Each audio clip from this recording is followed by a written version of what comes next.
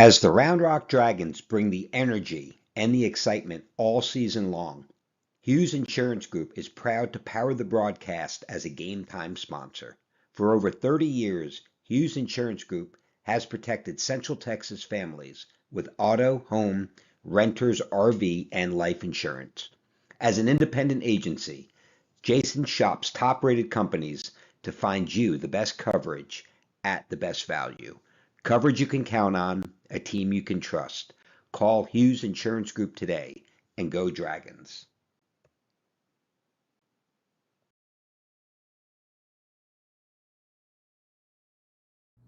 Moving soon? Let Ostex Moving take the stress off your shoulders. Owned by a proud Round Rock Dragons alum, Ostex is your go-to team for fast, reliable residential and commercial moves across Texas.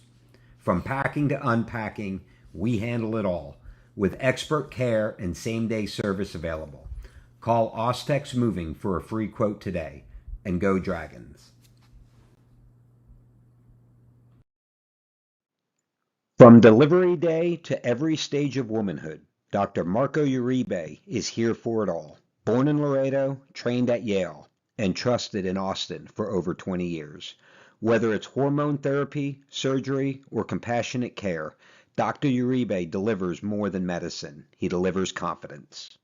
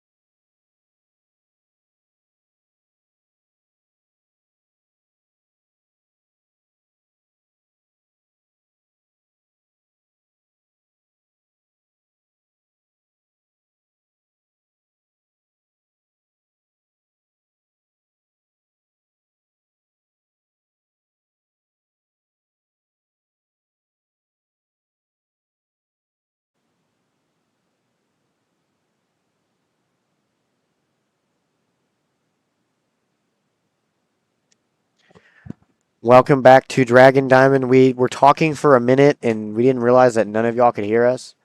But welcome back. Dragon Diamond Friday night. Scrimmage number 4 against Liberty Hill. It's game time broadcasting. I'm Hank Oppel. This is Bob Slocum. Let's have a good Dragon baseball night. On the mound is Luke Rodriguez. Luke Rodriguez on the bump, averaging 84 to 85 mile an hour on the fastball. Has the single hit. Hits a double over the center fielder. Was not able to drive him in. Both teams held scoreless here. Top of the second. As you can see, cloudy night here. Temperatures sitting at about 79 degrees. We're at about 48% humidity with a 11-mile-an-hour wind blowing out of the southeast. That's coming from really the left field corner of the field towards the first base dugout would be the direction. So it'll be already larger dimensions than most fields or any other fields in the area. It'll be hard to go yard down the left field line. Might have a little bit of help going over the 314 sign in the right field. But here we go. Rodriguez sets up, and we're ready for the second inning. Fastball on the outside corner. It'll be strike one, 82 miles an hour.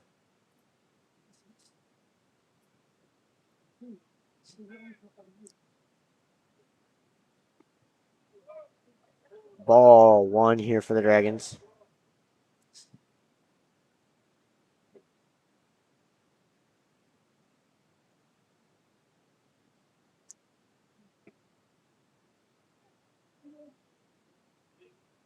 Be another ball. Looks like it was a slider into the dirt. 2 balls, 1 strike. Fastball on the outside corner is going to get the call. 2 balls, 2 strikes. 83 miles an hour.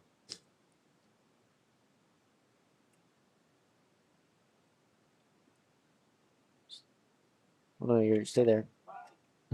Look. Picture. Split. Actually, let's go to split screen for a second. So here, yeah, we're going to show you all some new things that we've got going on here. Here's picture-in-picture, and here's a split screen of both cameras we have, tight and zoomed out. So that's more to come here in 2026. Leveled up. And we'll do a little bit of that tonight. We'll see. Get some feedback from you all watching at home. We have fastball foul away for strike one. In the parking lot. Don't hear anything yet. That fastball will be clocked at 84 miles an hour. A little surprising to see a coaching change at Lake Liberty Hill after going to a semifinal game. Changeup swung on and missed. No balls, 2 strikes, 1 out. Yeah, I mean, I always forget their coach's name, but he had a very successful baseball program for a number of years. I believe it was Stony Point's old head coach. Yeah, it's strike 3 slider on the outside corner. Carter Summer Camp for kids. The two of them did it together. Yeah, CMC camps, yeah. He was Stony Point for many years, went out, had a lot of success at Liberty Hill. I know he had a son, I believe, who graduated, and maybe he wanted to retire and go watch his son play some college ball. I think it was Creek. That's it. Yeah, Creek. So wishing Coach Creek in his retirement the best of luck. Fastball up and in, ball 1, 85 miles an hour.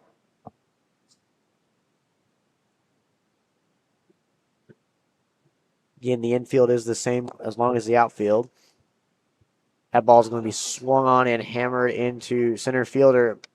Goddard gives chase. He's going to get underneath it. And that'll be it for the top of the first inning. We'll be back in a moment.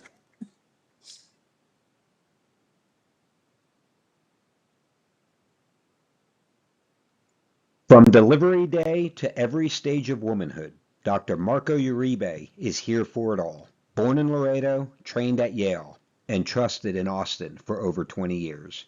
Whether it's hormone therapy, surgery, or compassionate care, Dr. Uribe delivers more than medicine. He delivers confidence.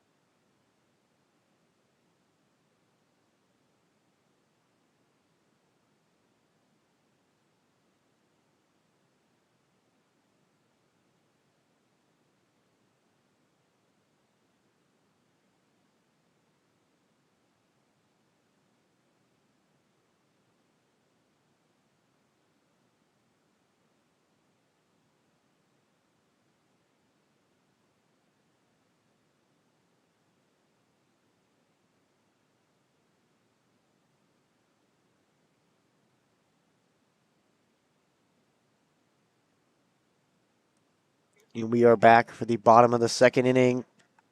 Here we have Luke Broaddus, senior third baseman. That'd be a fastball swung at it and missed for strike one. Brada swings a big bat, hits for power.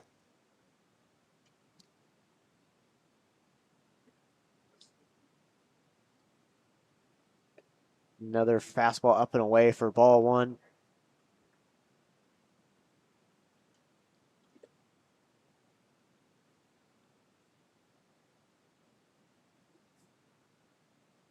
Fastball on the outside corner is going to get the call for strike two at 86 miles an hour. I mean, this pitcher's consistently sitting. He's consistently sitting around 86 to 87 miles an hour on his fastball. And he's going to get the call on the changeup on the outside corner, 78 miles an hour. Here we have Quinn Bartlett, senior catcher committed to Mississippi Valley State, looking to get the Dragons going with one down, nobody on. Quinn's been a very consistent bat for the Dragons so far, looking to keep that streak going. Fastball is going to be fouled away.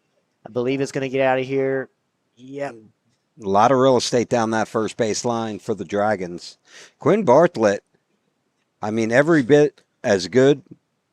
I think he would have been a first-team All-District in the running for it. Spent the last year behind senior first-team All-State catcher back-to-back junior and senior years, Chris Alsobrooks. Currently residing in San Jacinto College. Slider inside ball one. A special shout-out to Chris Alsobrooks. First collegiate at-bat, 3-run homer. Shout out to his older brother Walker as well. Family ties here in Round Rock. That ball's going to be... Oh, Rocka up the middle, off the pitcher's glove. I think it got all glove, thankfully. That's one of those scary ones. Umpire's going to take time out. They're going to walk out to kind of let him compose himself, make sure he's okay. Yep, he flashes up, not hit my glove. Here's that replay real quick. I mean, he got all this baseball right here. Whack. Pitcher almost got it too, but I mean, that ball was hit really well. That would be scored as a base hit, and we have our first single of the night for the Dragons, or for either team for that matter.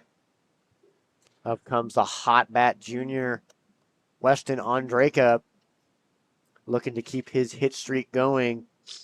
2 doubles against Westlake, a home run against Anderson. That'll be a pickoff attempt at first base, unsuccessful. I believe they brought in a pinch runner here for Quinn Bartlett. It looks like they're going to call a hitter meeting right here with Coach Carter.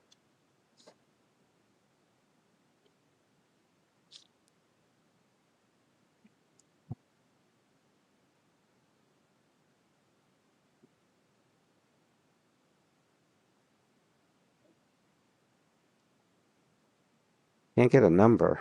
I do not know who that is. That ball's in the dirt, taking ball one. Baker, I thought that's who that was. Baker Jackson will come in and pinch run. One of the things Coach is going to do this time of year is going to be working in several of the faster guys, kind of see who we can put in the right situation. They do use a lot of pinch runners throughout the year. There are some guys on this roster of 28 who their job will be to just come in and pinch run during district play. Everyone has their role. Weston Andraka swinging one of the hottest bats, the junior. 2 doubles and a homer on the year. That ball's going to be hit to third base, fielded. Quick throw to second, back to first, not in time. And they're going to get him. That'll be called for a double play.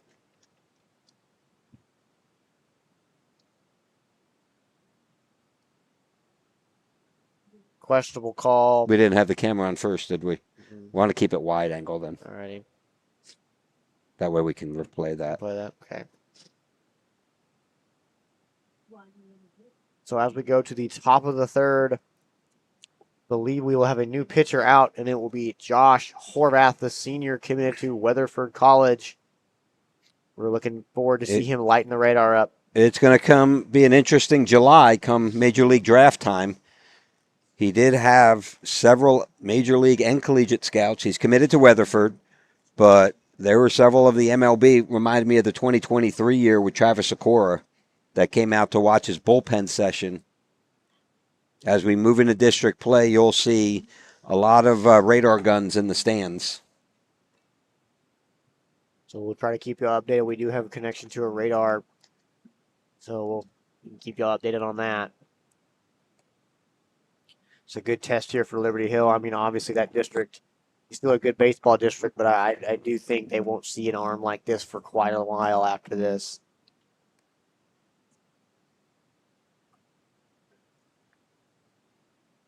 Oh yeah, this is a pitcher song right here. This is Money for Nothing by the Dire Straits.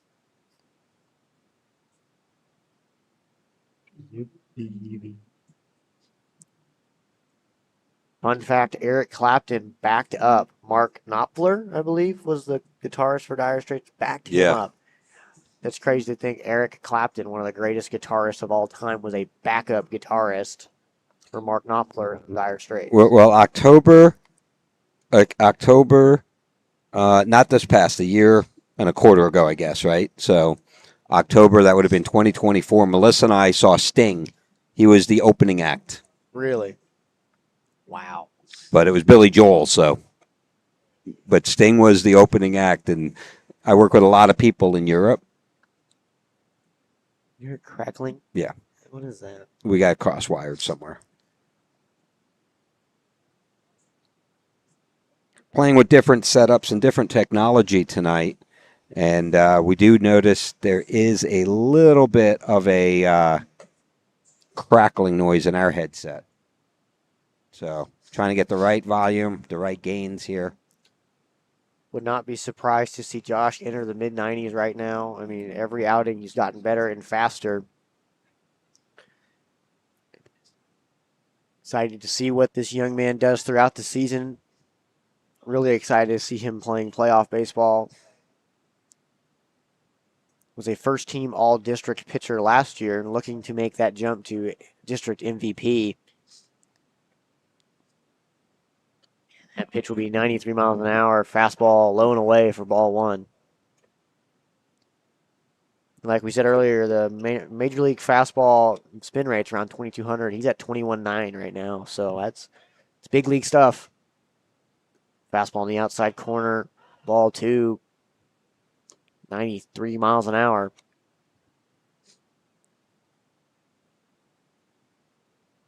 It's very rare these days. You don't see a kid come out and his first pitch be 93 miles an hour.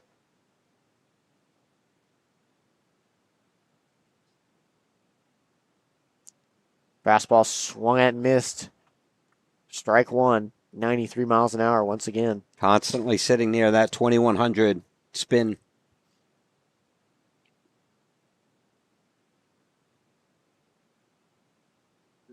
And for those that don't know, the RPM or spin rate on the baseball really talks about the movement of the baseball. Horizontal and vertical movement, what the air does to the baseball. It's going to be fastball inside, close call. It's going to be ball three. Fastball swung at and missed, 92 miles an hour. Horvath, as we mentioned, Weatherford commit. And they churn out NFL draft, MLB draft prospects and Division I college athletes. So very interested to see what they do with him. You know, it's interesting. We're seeing it in football, which obviously carries over. Fastball swung at, foul away, 94 miles an hour. We're seeing it in football, carries over. What these, Chambliss at Old Miss, they're going, instead of taking it to federal court, which is what the NCAA is trying to move everything to, they're going to a local judge. State court, yeah. So a state court, a judge who could be an alumni of the school. Fastball, and he's strike three, late call. It's going to be 93 miles an hour. Now he's going to give a couple of look backs, and that umpire is just kind of giving him a stare down. I thought it was a late call. Not really a punch out. Just kind of did another strike. You got to be careful of that. You don't walk back to the dugout showing up an umpire. They are not gonna. You're not gonna win that battle. I would appreciate a strikeout though. 93 miles an hour, strike one, fastball low and away. Josh seems to be finally finding his groove. Another fastball, 94 miles an hour, outside, ball one. hasn't shown another pitch yet so far. It's going to make them prove themselves. Like, hey, come hit this. Once you hit that, I mean, then you can start going to other things. But keep in mind, right? Oh, there's the breaking ball. Breaking ball down to 79 miles an hour as a curveball. Wow, that's a 20-mile-an-hour difference almost. Started in the where the righty's batter would stand and broke over to the outside corner to the lefty batter. Fouls that one. That ball's going to be foul away 94 miles an hour into the third base dugout. Strike two. That's a scary one. Dragons with 2 hits on the night. Rodriguez was able to hold the Liberty Hill Panthers to no hits. Fastball on the outside corner, 94 miles an hour. Strike 3. That's one of the things, Horvath, this past summer. The coaches that he's been working with, between Coach Rodriguez here and some of the summer coaches, really have his control dialed in. Oh, yeah. Right? And I mean, I can hear, when you got these fireball pitchers, they keep trying to get higher and higher on that radar gun, and good coaches will get in their ear and say, hey, slider in, strike 1, 80 miles an hour. They'll get in on his ear, and they're going to say, hey, listen, you at 92 is unhittable. You don't have to hit 94 every pitch. You don't have to hit 95 every pitch. 92, 93 with command. It's going to be just a hair outside. Blown away. All one. But being a scrimmage, Horvath, Rodriguez, we'll see with all the pitching. They're working on certain things, right? They're not going to tip too much of what they're going to do. Curveball down the middle, strike 2. If I'm the catcher, if I'm the coaches, I'm not calling a game right now that I'm going to use during district play. Oh, yeah. I want to work on, okay, what is our game plan? What are we coming in here to work on? Strike 3, fastball away. That's gonna register at 95 miles an hour. Wow. Fastest one of his innings so far. And we'll be back in a moment.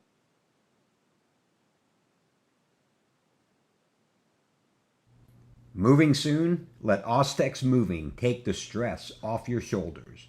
Owned by a proud Round Rock Dragons alum, Ostex is your go-to team for fast, reliable, residential and commercial moves across Texas. From packing to unpacking, we handle it all, with expert care and same-day service available. Call Ostex Moving for a free quote today, and go Dragons. This Dragons broadcast is brought to you by River Rock Landscaping, where your yard becomes your favorite place to be. From custom designs to turf, irrigation, and outdoor living spaces, they turn ordinary into oasis. Locally owned, proudly Round Rock.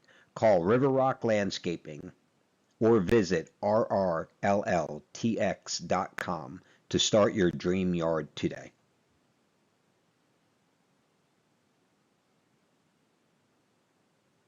As the Round Rock Dragons bring the energy and the excitement all season long, Hughes Insurance Group is proud to power the broadcast as a game time sponsor. For over 30 years, Hughes Insurance Group has protected Central Texas families with auto, home, renters, RV, and life insurance. As an independent agency, Jason. And we're back. We're back from the Dragon Diamond here as we start the bottom of the third inning. Leading off for your Round Rock Dragons is the center fielder, number 5, Cade Goddard. High pitch, ball 1. You mentioned earlier, we were talking about catchers, right? We had Chris Also Brooks before that, his older brother Walker Also Brooks, who's playing up at University of Dallas. The second, that one taking ball 2, the shortstop, second baseman, I believe starting shortstop. Dylan Goddard, Cade's older brother. And tonight, they actually are just a few miles down the road at playing University of Concordia. Oh, nice. Or Concordia University, sorry. 2 balls, 1 strike. Goddard takes his first strike. 0-0 ball game. Big swing and a miss. 0-0 ball game, 2 hits for the Dragons. No hits tonight yet for the Liberty Hill Panthers.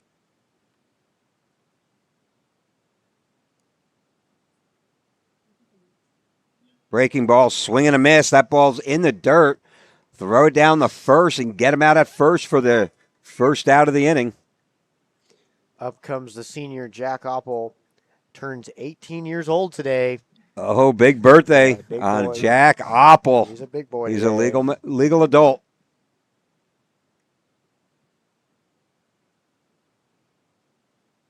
You know, his birthday gift was $20 and lunch from me. So Hey, that's a gift. Most brothers.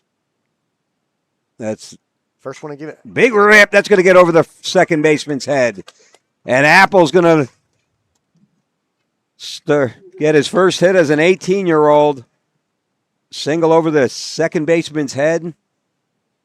One out. Apple on first. First pitch comes out swinging hard. I believe that was a slider away at 76 miles an hour. And that's going to bring up second baseman number 12, senior J.P. Casman. I'm going to start calling him the Kaz man. We're going to play with a little technology here. Let us know what you think. We're going to go to the split screen. You can still see the pitch. Not quite the entire field. Oh, it's but cutting more off of the it. first base. Yeah. Yeah.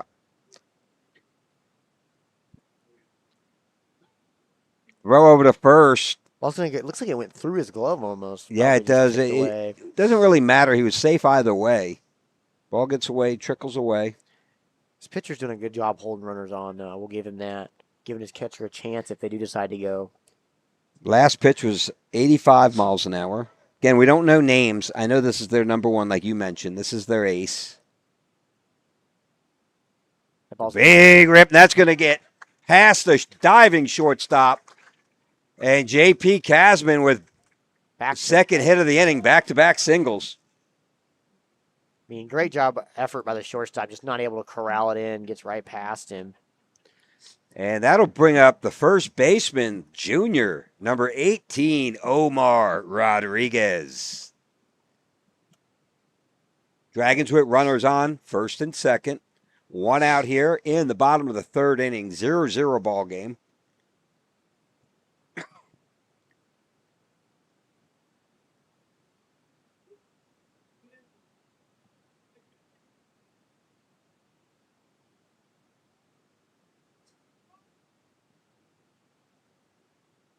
Up-and-coming junior Omar Rodriguez.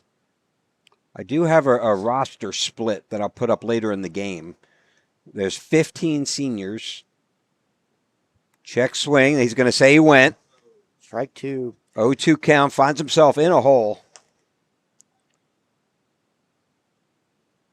Omar is definitely the louder of the Rodriguez brothers. Older brother, senior pitcher, and corner infielder, Isaac Rodriguez.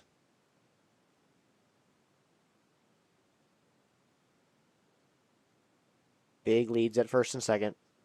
Misses outside with an 85-mile-an-hour fastball. We're going to have to get the board to invest in one of these for the broadcast for next year. A radar gun. We'll get it before this. Slider Misses away. outside. Yeah, he's running about 85, 73 miles an hour on that slider. I mean, that's pretty dirty for lefty. I mean, for lefty, you don't really need to throw as hard. I mean, he's still throwing pretty hard for lefty, but... Yep, right at about a 15%, 15% drop, and that's going to be a swing and a miss. Out number two.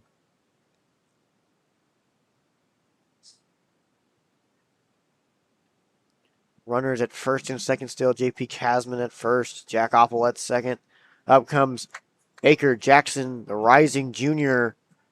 Number 13.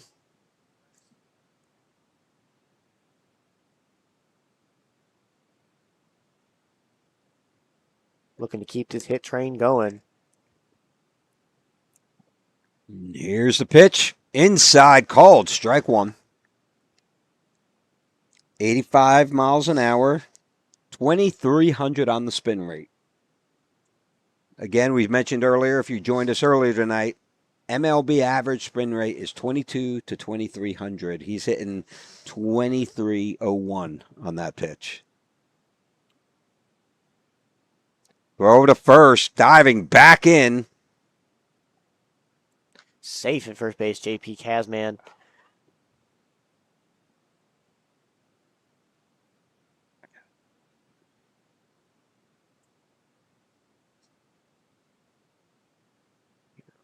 Wide out.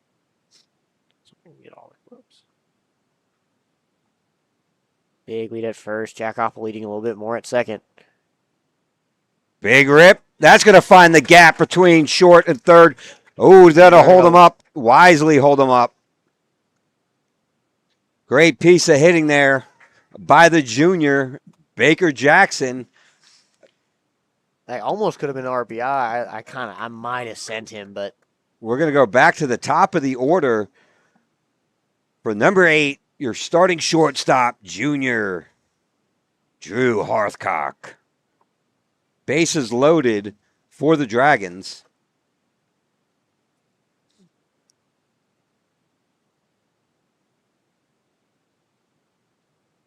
Oppel on third. Inside taken, called strike 1 to Hearthcock. this is the guy I want up, though. This is the dude I want up. Bases loaded, 2 outs. Go ahead and get you a run. This is the dude I want up. The birthday boy celebrating his 18th birthday. Jack Oppel on third.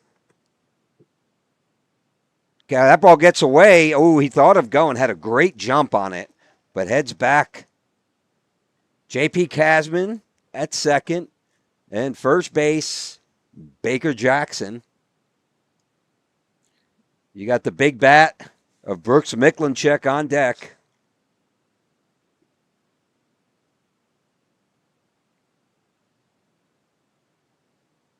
Bases loaded, 2 outs. 1 strike, no ball, 2 balls. Fouls that one. Down the first base line, giving chase. And that ball's going to find the foul territory. Just over the visitors' bullpen. It's my bad. I think it was 1 ball, 2 strikes.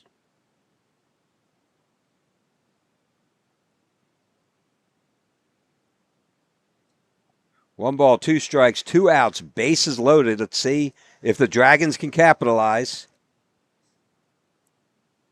Big hole in left center. Pitcher's going to step off. Runners advancing no matter what. Hearthcock with a lot of power. Takes that one high and outside. 2 balls, 2 strikes, 2 outs, bases loaded. Has a lot of power. Had a double and 2 doubles the very first scrimmage. He's kind of cementing himself as the starting shortstop. Outside breaking ball is going to miss. 73 miles an hour. Very close spot. Doesn't get the call. Was walking off the field. Staring down the umpire. I don't know, staring down the umpire. That was more just a... I'll tell you right now, I would not have put up with that if I was the umpire.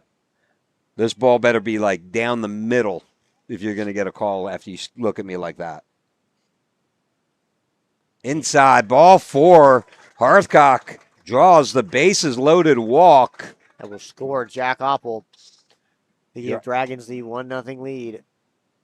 And that'll bring up right fielder number 15, Brooks Miklinchek.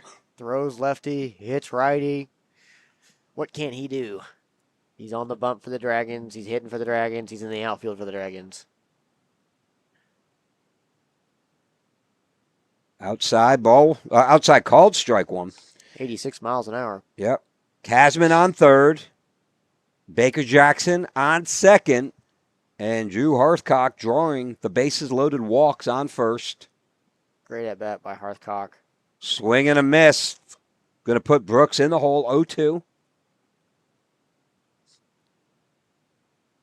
Go back to that at bat by Hearthcock. Great at bat. Was down 1 ball, 2 strikes. Battled his way all the way to a walk to give the Dragons the lead. And that's what you want out of a leadoff hitter right there, and your number 1 guy. Just to be up there and battle. Fastball in the inside corner, just a bit too inside. Ball 1. Pitcher's looking for that call, is not getting it. Hasn't really been calling the inside of the plate very much today.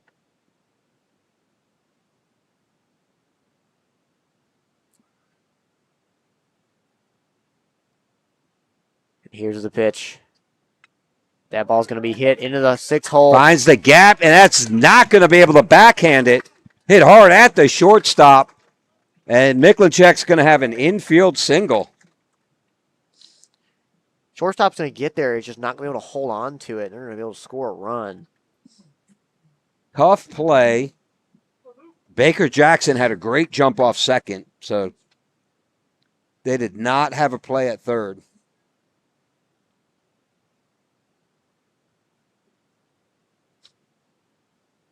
Don't know if that'll be classified as a hit. You think it'd be? It's a hit. That's a single. Okay. It's a backhand in the hole. Yeah, that's okay. definitely a single.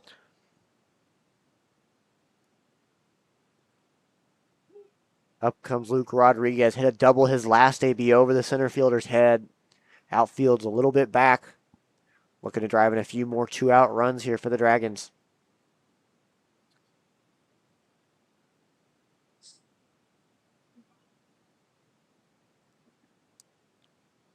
And Luke Rodriguez in an 0-2 hole here. 2 outs, bottom of the third, but the Dragons have put 2 runs on.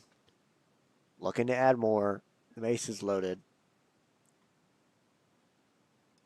Big drive, center field, turning, giving chase, tracking under it. Catch is made for the 3rd out of the inning. And we'll go to the 4th inning with your Dragons leading this one 2-0. We'll be back in a moment.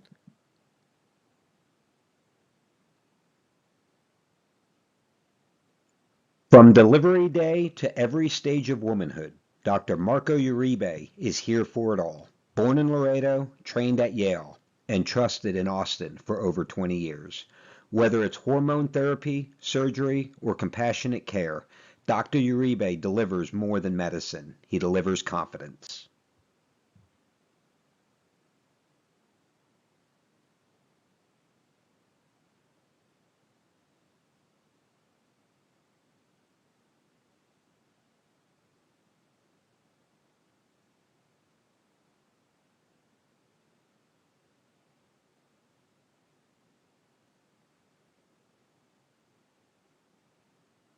As the Round Rock Dragons bring the energy and the excitement all season long, Hughes Insurance Group is proud to power the broadcast as a Game Time sponsor.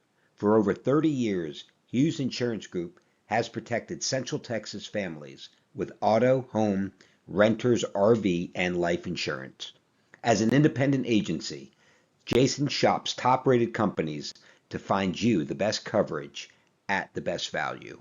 Coverage you can count on, a team you can trust. Call Hughes Insurance Group today and go Dragons.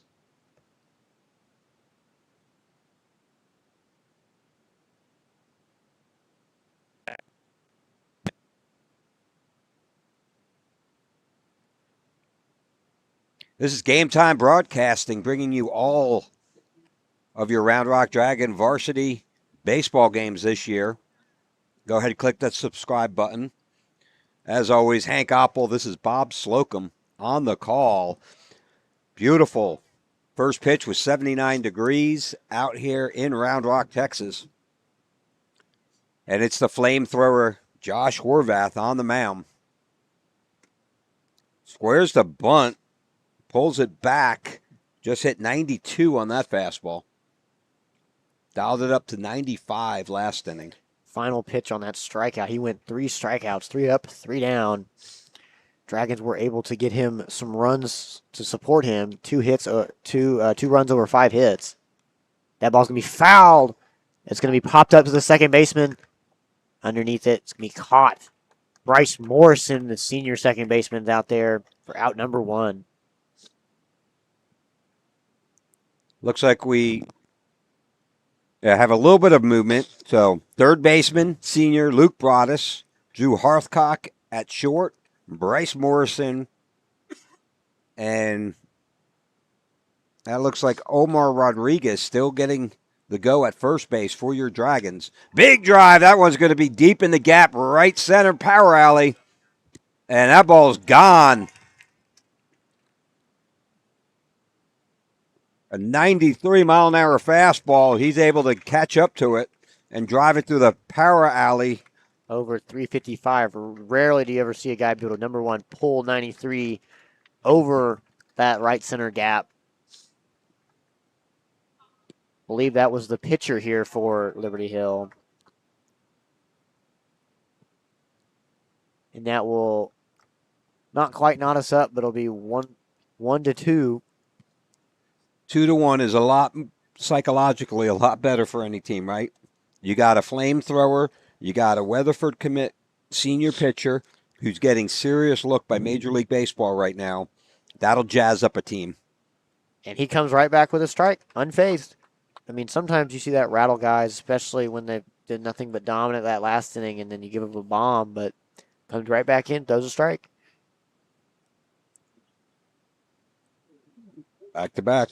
I mean, he's challenging you to do it again, and I mean that's the confidence that you want to see in your pitcher is that it doesn't matter. Yep. You know, I'm gonna come out and I'm gonna do my best every AB. I'm gonna lose sometimes, but just how it goes.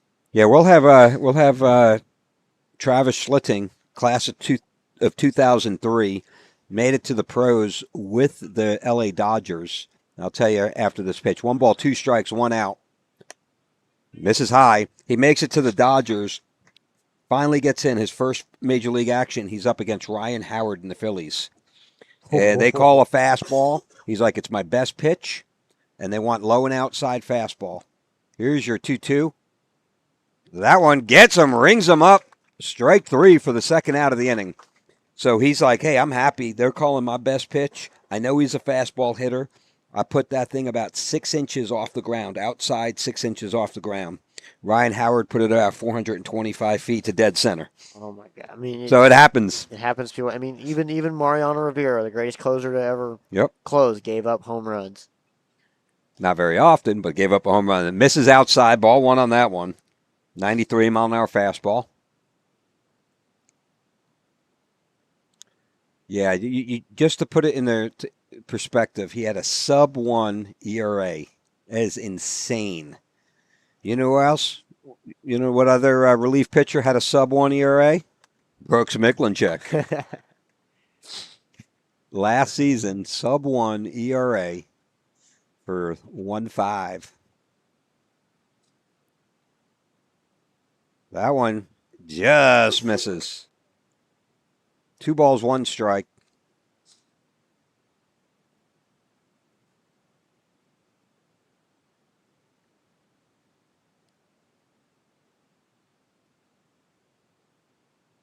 Oh, Jang's at just a hair high on that breaking ball.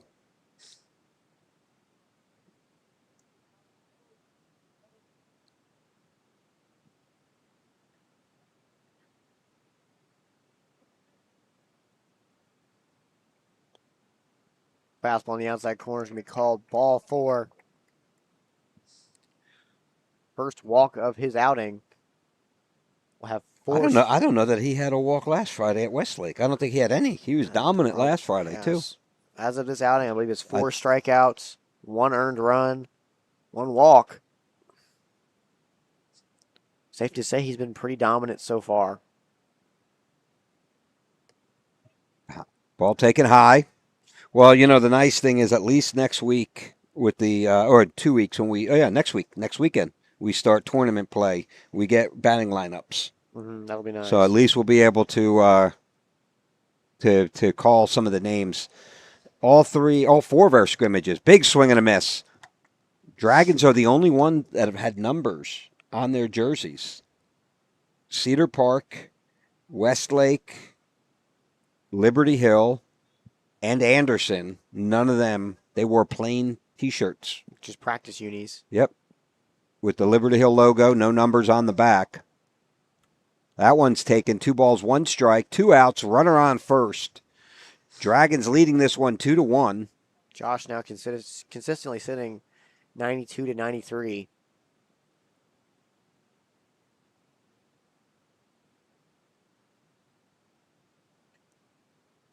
Big swing and a miss. 2 balls, 2 strikes. Josh is looking for that big punch out to get out of this inning.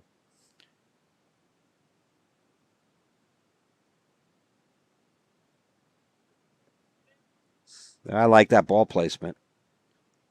Had it low outside corner. Doesn't get the call. 3 balls, 2 strikes, 2 outs. Runner on first. Dragons in there. Maroon vest. No sleeve vest. Black t-shirts. Gray pants. Runners going. Strike 3 called on the slider. Gets him on the 81 mile an hour slider. We move to the bottom of the 4th inning. Dragons still up on this one, 2-1.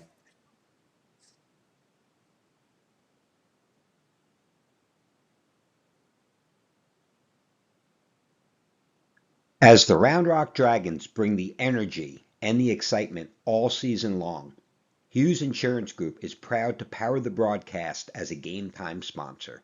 For over 30 years, Hughes Insurance Group has protected Central Texas families with auto, home, renters, RV, and life insurance. As an independent agency, Jason shops top-rated companies to find you the best coverage at the best value. Coverage you can count on, a team you can trust. Call Hughes Insurance Group today and go Dragons.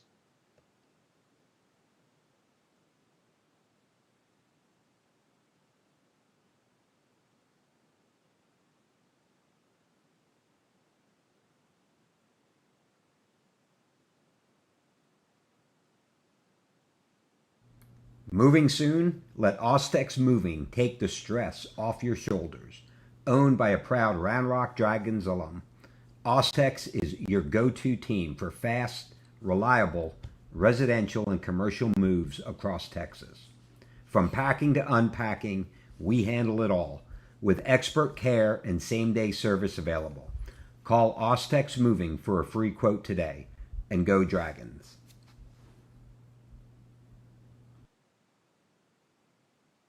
And we're back here with the bottom of the 4th inning.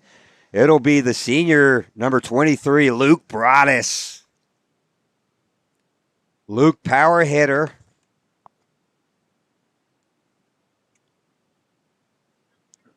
Yep.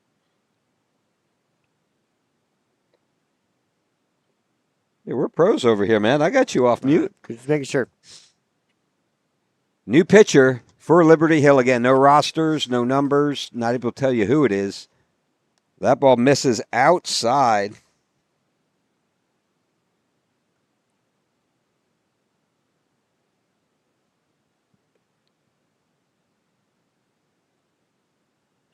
Next pitch, outside corner, strike 1. The senior catcher, Quinn Bartlett, on deck. Big swing and a miss. Just pulling that shoulder out of hair here, Hank. Again, if I'm coaching, which I coached for most of his life, Luke, I'm telling him right center, keep that shoulder closed. Rolled over a little bit on that one. That's going to be a foul. Roller past Coach Carter and the third base bag. 1 ball, 2 strikes. Nobody out here. Bottom of the 4th. Dragons 2 runs on 5 hits. Liberty Hill 1 run on 2 hits. One of those hits, a long home run to the right center power alley. Misses outside, 2 balls, 2 strikes.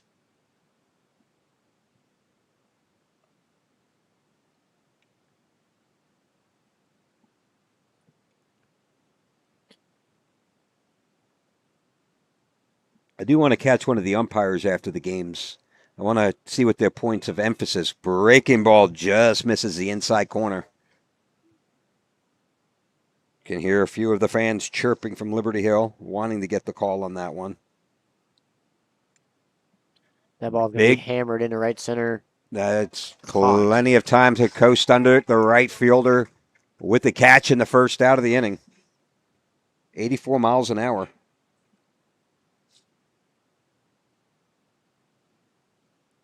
And that'll bring up catcher senior, number 3, Quinn Bartlett.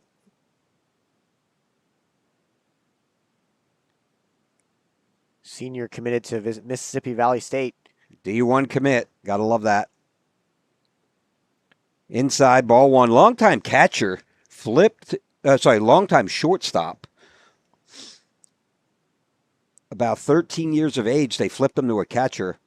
That one just catches the outside I thought it was a hair outside. Umpire didn't agree. 1 ball, 1 strike, 1 out. That one's fouled straight back. 1 ball, 2 strikes.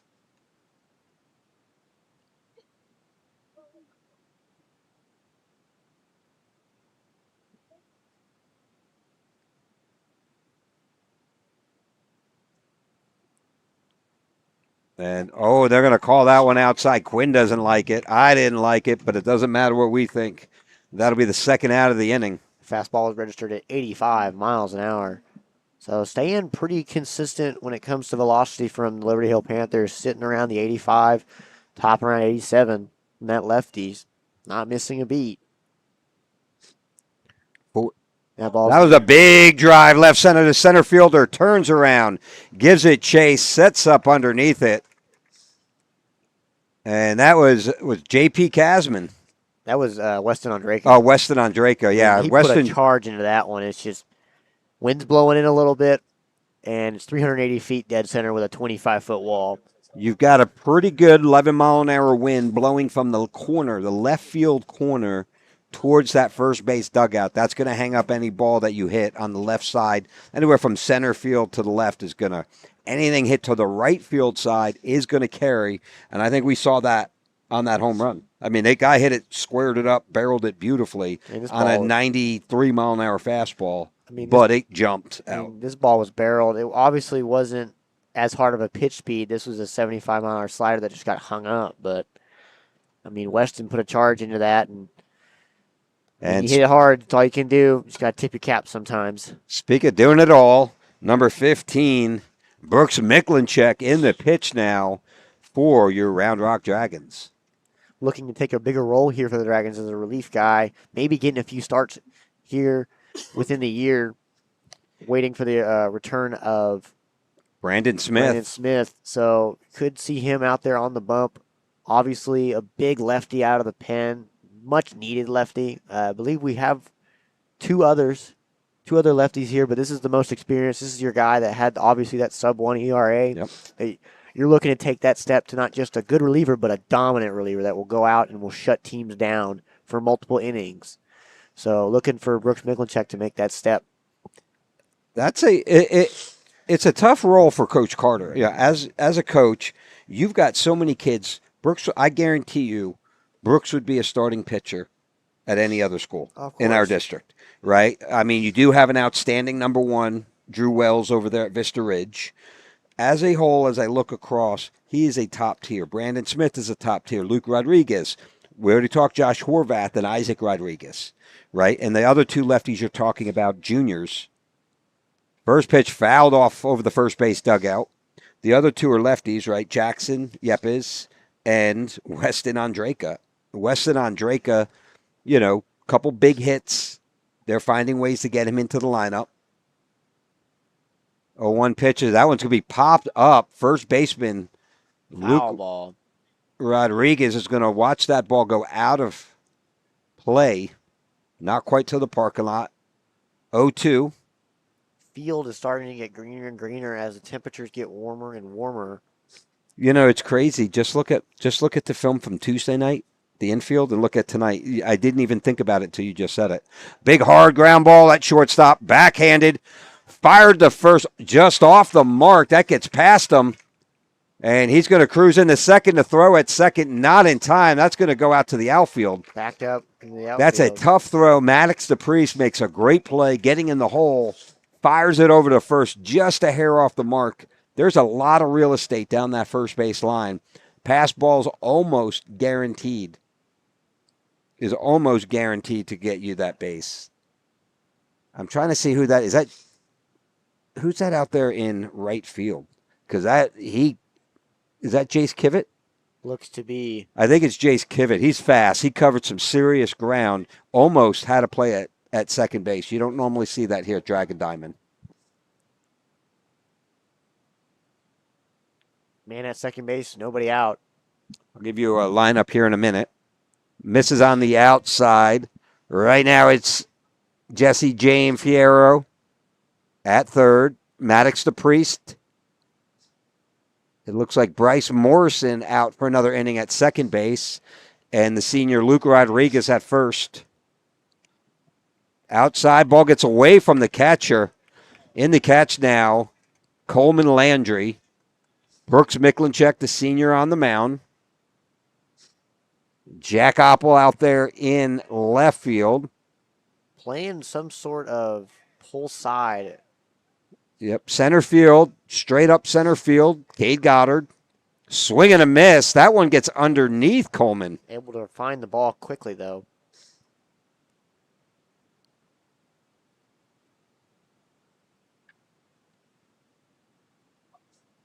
And I believe that's Jace Kivett out there in right field. I believe that's Jace Kivett.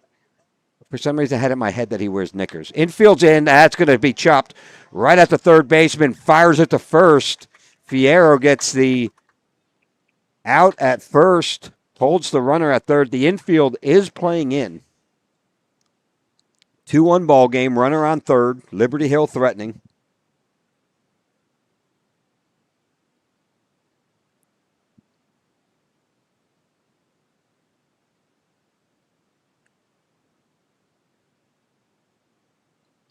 That ball catches the inside corner. Strike one.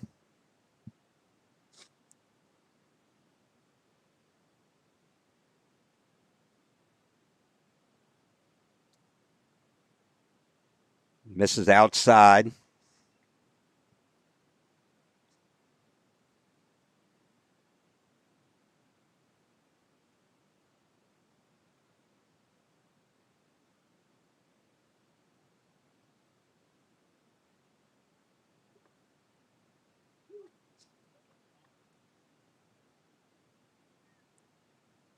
One ball, two strikes, one out here.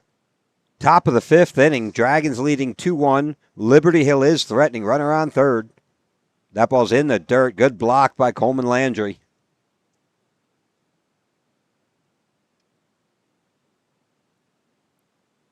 Today is the opening day of college baseball, so you will see a lot of your NCAA Division I colleges opening up for play today with their first three-game series.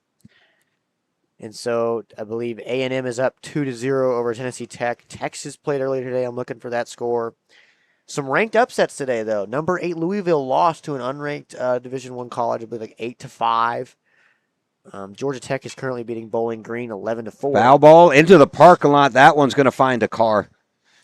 But more importantly, college baseball, University of Dallas playing at Concordia. Shout out to Lisa Also Brooks and Tawny and Clay Goddard out there watching. Walker Also Brooks, class of 23, and Dylan Goddard, class of 2024, playing for the University of Dallas.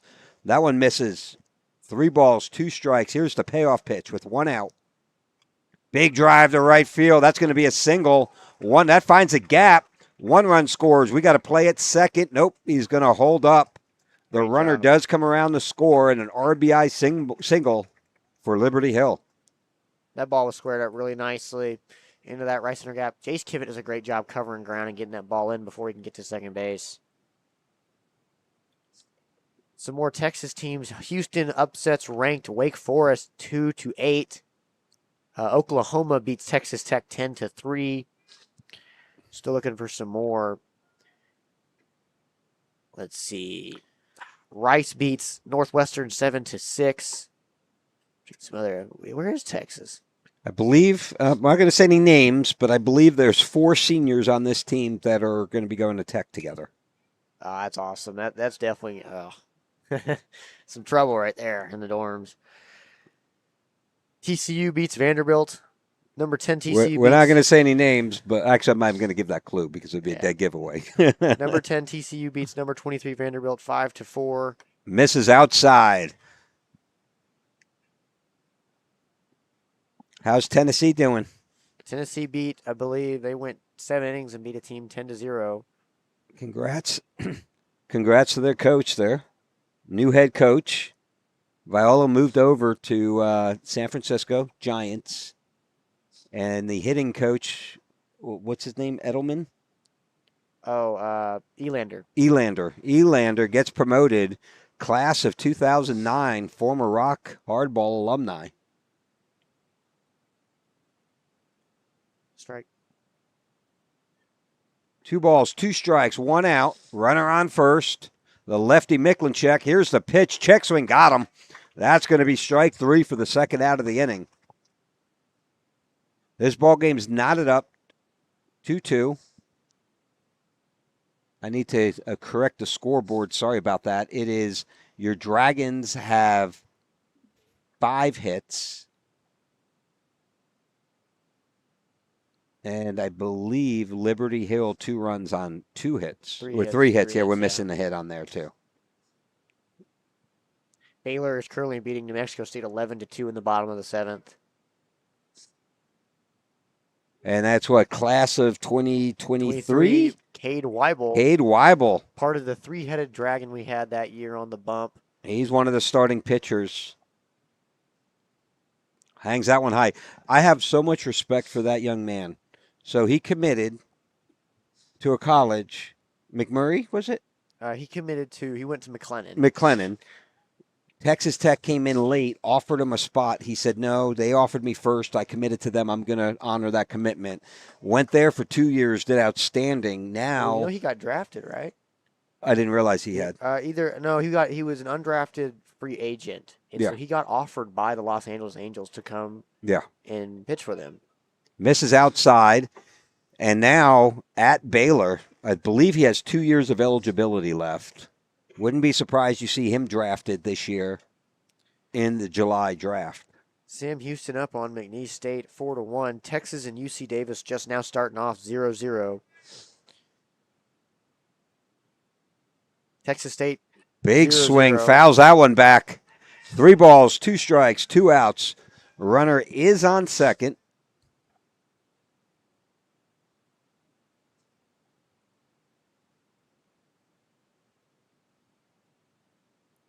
There's the pitch. Check swing. That's foul. You better pick that up quick. Kind of was that check swing, kind of rolling really slow.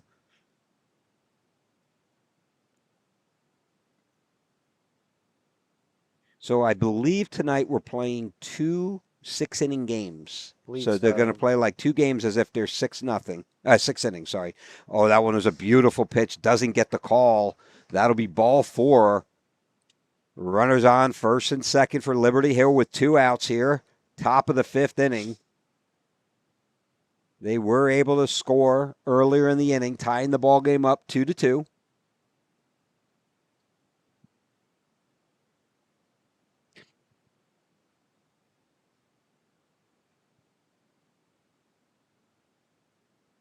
That pitch catches the outside corner, strike 1.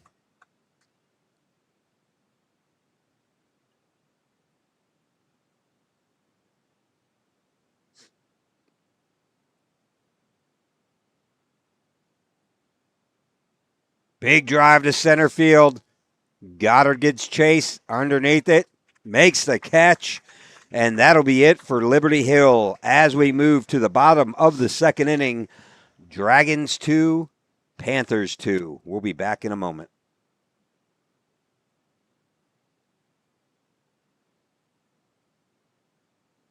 This Dragons broadcast is brought to you by River Rock Landscaping, where your yard becomes your favorite place to be.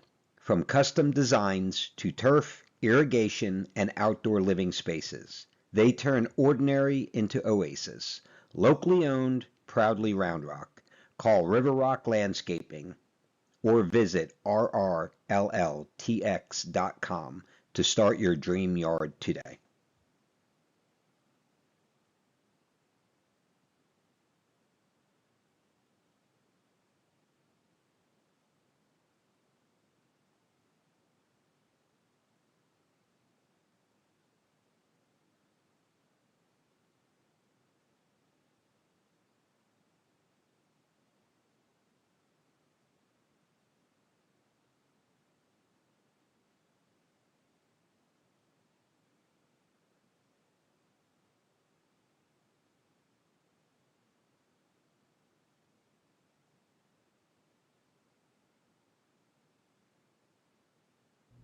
Moving soon? Let Ostex Moving take the stress off your shoulders.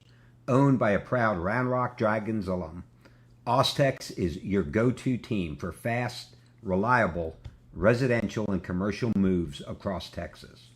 From packing to unpacking, we handle it all with expert care and same-day service available. Call Ostex Moving for a free quote today, and go Dragons.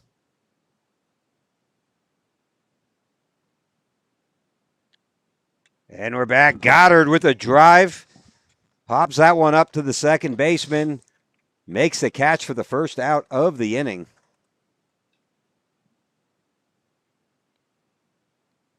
Up comes the birthday boy.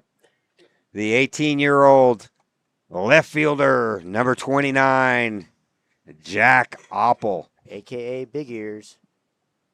Oppel, As my dad likes to call him. switching the number to 29 in honor of the late Clay Matson, who happened to misses low and outside on that one ball, who happened to be a teammate of Jack and Hank Oppel's dad. Yeah, my dad was a few years older than Clay. And my dad was class of 91, I believe. He was 92. 92, so he would have, yeah, I mean, they were, what's going on, our lights? Oop, okay, but no, yeah, he remembers it all. He tells us all the time how brave it was. And Misses ball, 2 balls. You know, I met the dad, amazing story. The charity that family has, Clay's Kids, for pediatric cancer. Oh, that'll rip your heart out. But what they're pouring into these kids in the ultimate battle. Catches the inside corner, 3 balls, 1 strike to Oppel. Good take on that one. looking for his pitch to hit. Fouls that one back. Hard That'll foul. full count. Just a bit late. But having, when I was on the Booster Club and the year that I was a president, when you had to go out on, we have that strikeout cancer week against Cedar Ridge, and you meet these kids, and then I follow them on social media. Misses outside ball 4, off speed pitch, and I'll tell you, man, it puts life into perspective. It really does. It really does. What that foundation does, honest, obviously not the results you wanted to have with Clay and everything that happened, but I mean that foundation does so much good for so many people and gives so many kids hope. Absolutely. It's an amazing story, sad but also a very good story. That'll bring up second baseman number 12, J.P. Casman. The Casman. Oppel with a huge lead out there at first base. Yeah, ain't as fast as me, but Takes that one. Ball 1. I talked to Jack this week. He'd been struggling a little bit at the plate, and I just kind of told him, you just need to slow down and just take it pitch by pitch. Don't expect anything. Just react, Mm-hmm. Casman looking to add another hit to the hit column. That one misses outside. Casman's got a hot bat. Batted well north, I believe north of 340 last year. I'd have to look up the old stats, but he was in that 330, 340 range. Newcomer of the year. I thought he should have been first team All-District second baseman. I thought Hudson DePriest should have been at shortstop. Outstanding years defensively, offensively. He was a big reason we won a couple of those games in the playoffs. It's like he was attempting a steal, decided to stay. But you go back in the district play against Cedar Ridge, in both games, he had clutch hits late in the games that helped us rally to win. Oppel gets his lead at first. Here's the pitch taken inside, ball 4. Both good ABs here from the returning Dragons. And that'll bring up the work. junior first baseman, number 18, Omar Rodriguez. That'll draw a mound visit, and we'll take a quick break. As the Round Rock Dragons bring the energy and the excitement all season long, Hughes Insurance Group is proud to power the broadcast as a Game Time sponsor. For over 30 years, Hughes Insurance Group has protected Central Texas families with auto, home, renters, RV, and life insurance. As an independent agency, Jason shops top-rated companies to find you the best coverage at the best value. Coverage you can... And we're back. Runners on first and second, both reaching via walk. Coach come out, quick mound visit. And here's the first pitch. The first baseman, Omar Rodriguez, takes that one down the middle, strike one. Obviously, probably being told, take T, get a strike. Struggled, walked 2 batters right in a row.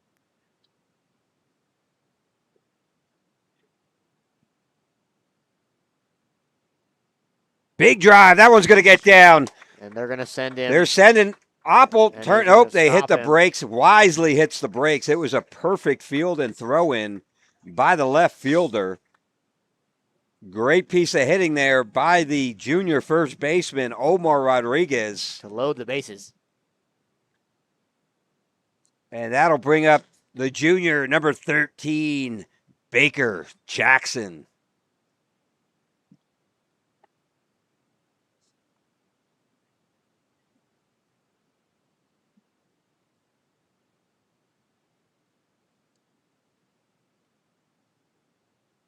Big drive, foul off the first base net.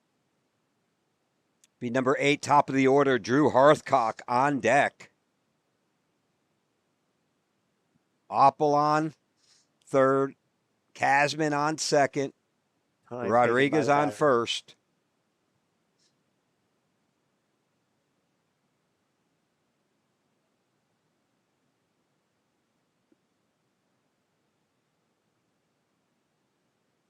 Misses outside. 1 ball, 1 strike, 1 out. Bases loaded, and a 2-2 ball game here in the bottom of the 5th inning. Big drive, center field. He's going to square up. Opple with speed, tag. He's going home. Here's the throw. Here's the play at the plate. Not in time. Called safe even without the ball coming out. Not in time. That'll go down as an RBI here for Baker Jackson. Baker Jackson, single earlier. Sacrifice fly this at bat, and that'll bring up junior shortstop, number 8, Drew Hearthcock. It's the guy you want up here. Bases first and second.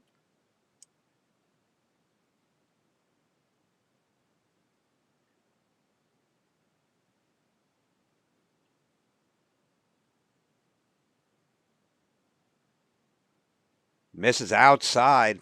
Fastball almost gets away from him there. Catcher able to corral it. Real good velocity on that one. 84 miles an hour. Pitcher not huge in stature, but great lively arm. That one's going to catch the outside corner. 83 on that pitch. The sacrifice fly by Baker Jackson will put the Dragons up in this one, 3-2.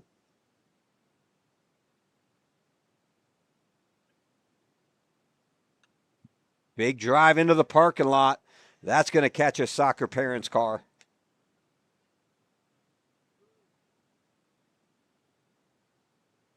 So media day for the Dragons tomorrow morning. Then Monday, 1 p.m., scrimmage against the Leander Lions here at Round Rock. Monday, Tuesday, or is it Tuesday too? Just Monday's an off day for the students. And then next Thursday here at Dragon Diamond, the first tournament, the Centex tournament. That's a breaking ball fouled off down the third base line.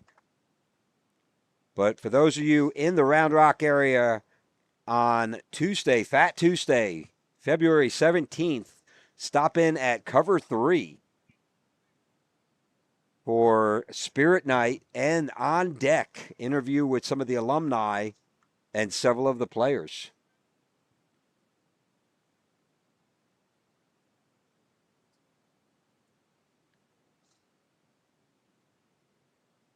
Time by the batter. 1 ball, 2 strikes, 1 out here. Runners on first and second.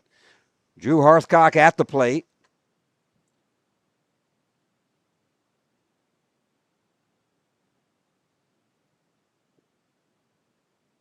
Again, another time. Pitcher taking his time. Long stairs there at second base. I mean, no movement from the shortstop or second base. Maybe that's by design, but Good job by Casbin to stay in his head. A roller to third. That's going to be foul, and a good thing it is. That was right at the bag with a force out at third. Just out in front a little bit. It's rolling over a little bit on the pitch. 1 ball, 2 strikes, 1 out. Omar Rodriguez on first. J.P. Casbin on second. Outside. 2 balls, 2 strikes. again, we see that trademark battle that Drew Harcock shows in every at bat. I mean, he really doesn't give up much at all. He's right up on the plate and fouls it off. He doesn't like it.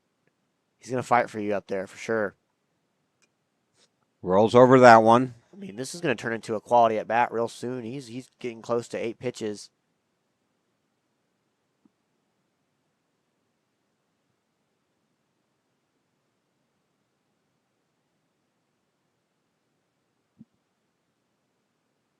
Two balls, 2 strikes, 1 out.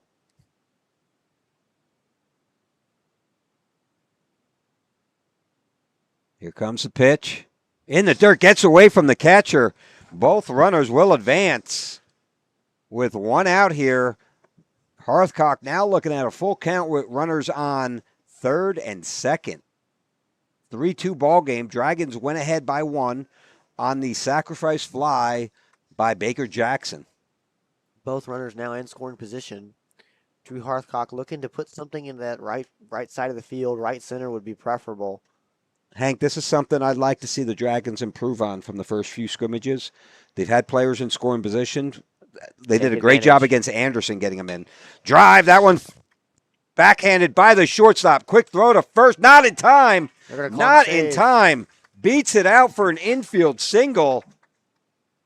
It was a good play, backhanded by the shortstop, fired it. Harcock, with a great jump out of the box, is able to beat it out. More importantly, I think he's safe. J.P. Casbin comes in to score. Call looks correct on the rewind. But oh, yeah, you can see the ball bouncing. Thank you to Vista Equity and their donation to pay for instant replay in the fall. That'll bring up now pitching, number 15, Brooks Miklinchek. I think the umpire just told us there are 2 outs. So, yeah, I think Justin was right. I think we missed one on the scoreboard then. I'm not sure. Outside ball 1. Runners on the corner. Omar Rodriguez is on third. Drew Harcock with the RBI single to make this a 4-2 ball game.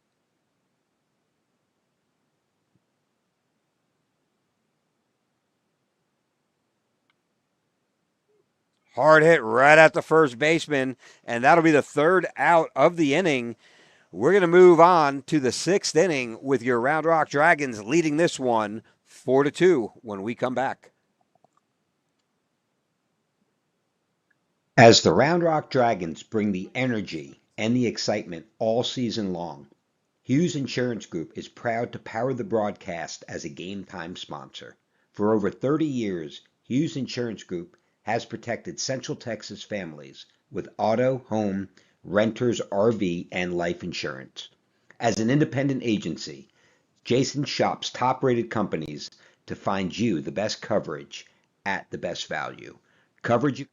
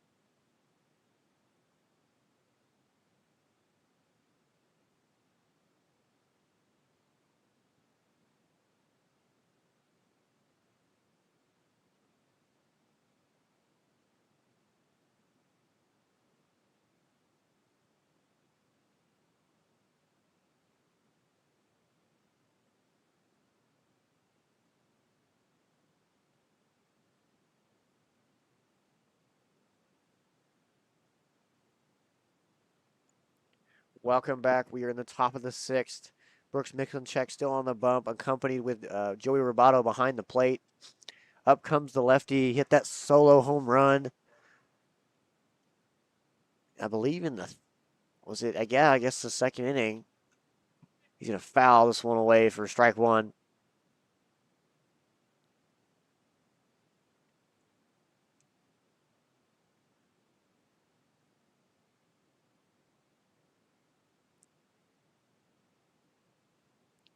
Infield from left to right will be Jesse James Fierro at third. Believe that's Maddox DePriest at shortstop.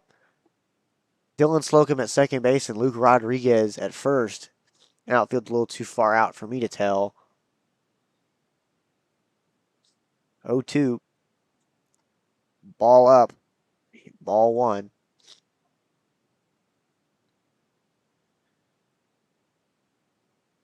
Miclinchek only giving up one so far. That ball's going to be hit right up the middle, line drive. Fielded by the center fielder, Diego Nunez.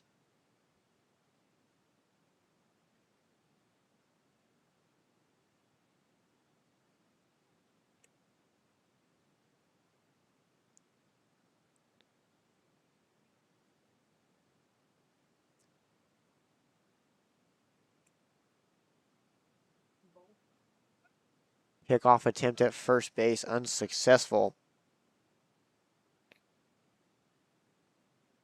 They're going to leave their previous pitcher on the base paths. That ball's going to be fouled away over into the parking lot.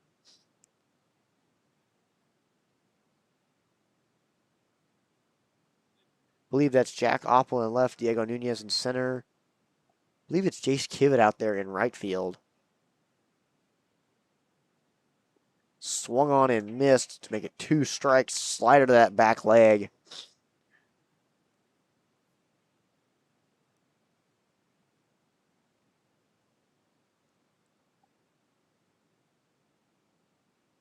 Fastball up and away, ball one. Looking to try to get a chase.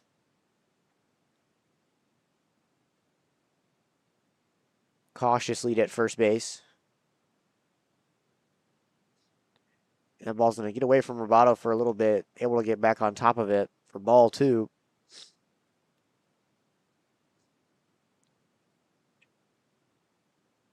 Dragons still leading 4-2 in the top of the sixth with 5 hits to 4. That fastball, ooh, just a bit high for, I guess, for the umpire. Was right down the middle. Tons of run. Guess just a bit high to make it 3 balls, 2 strikes. Nobody out. Man at first. That ball's going to be fouled away once again to the parking lot. Miclinchek here looking to put this batter away, give himself some confidence.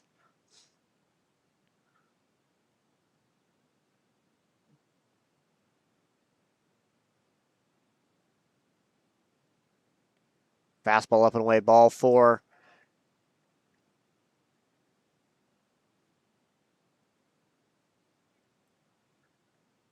Going to put somebody on here for the catcher.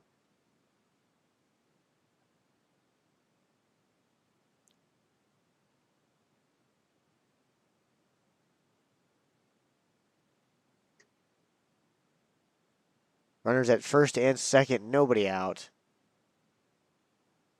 Dragons still leading 4-2 in the top of the sixth.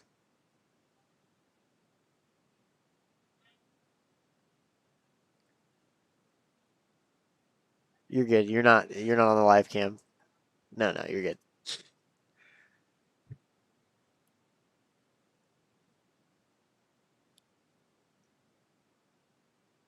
And the pitch. Fastball in the inside corner, strike one. 1-1 count.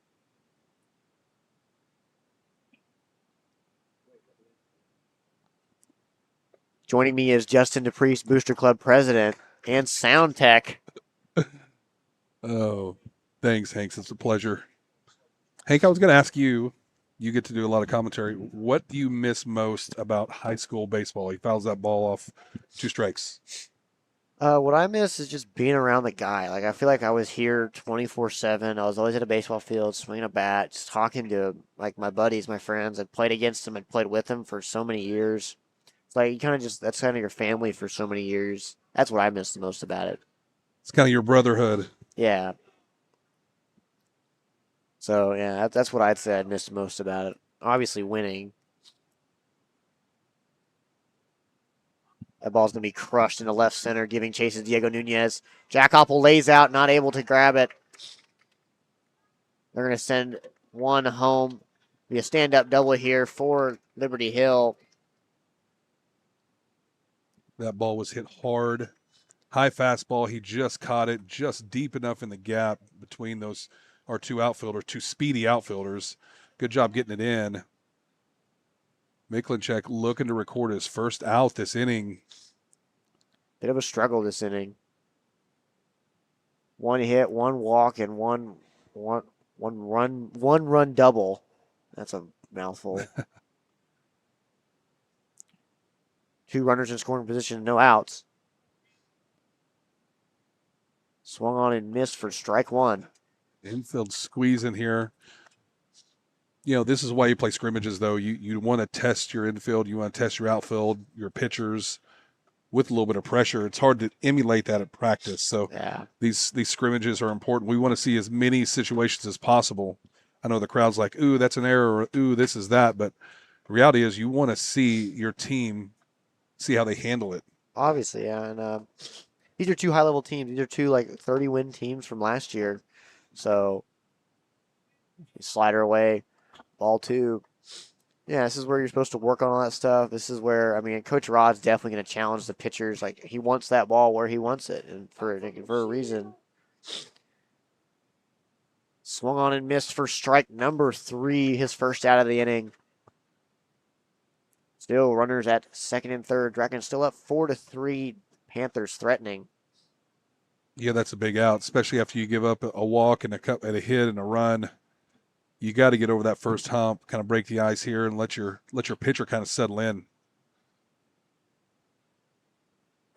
Fastball up, ball one.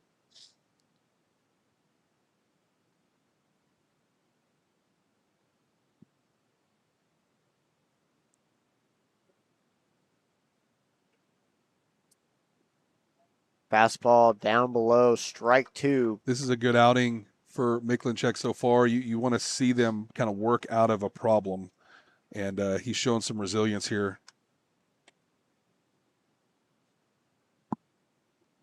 It's going to be ball two. Count's going to be 2 balls, 1 strike here for Miklinchek. And here joins us once again, Bob Slocum. Will to be fouled away into the parking lot. My heart is full. We've got the band back together. Game Time Broadcasting crew, Hank Oppel, Justin DePriest, and Bob Slocum. I knew we'd get Justin back. This ball's going to be fouled hard down the third baseline, almost fair. Just about a foot away from the third base. We get 2 balls, 2 strikes here for the Dragons. Still runners on second and third, threatening. Fouled away near the parking lot. With the runners on second and third, infield is in for the Dragons.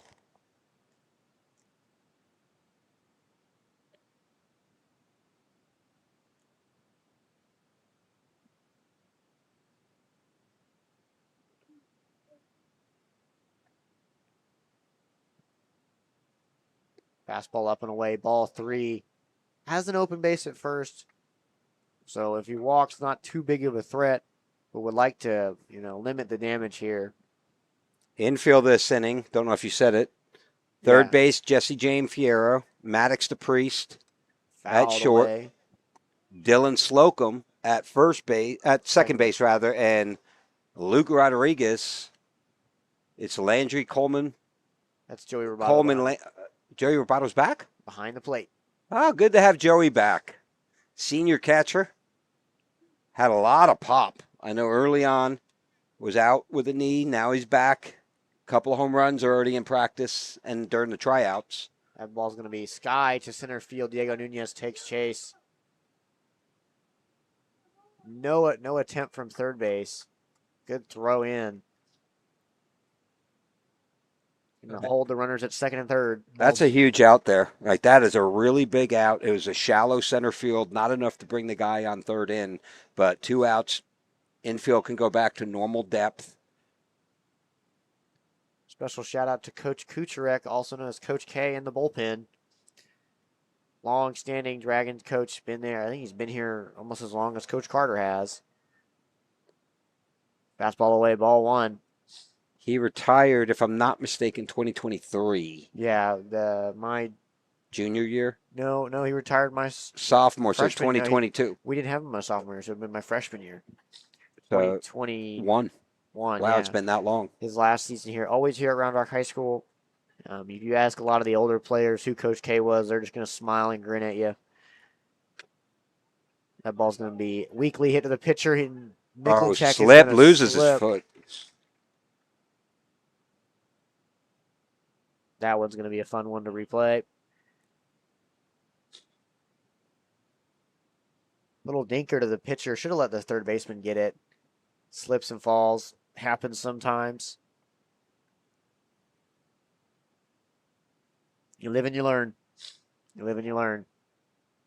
That's why PFPs are so important when they work on those at practice. You know, Bob, you said it last game, one of the hardest. Foul. That's going to popped be out. Into the, I believe, behind us.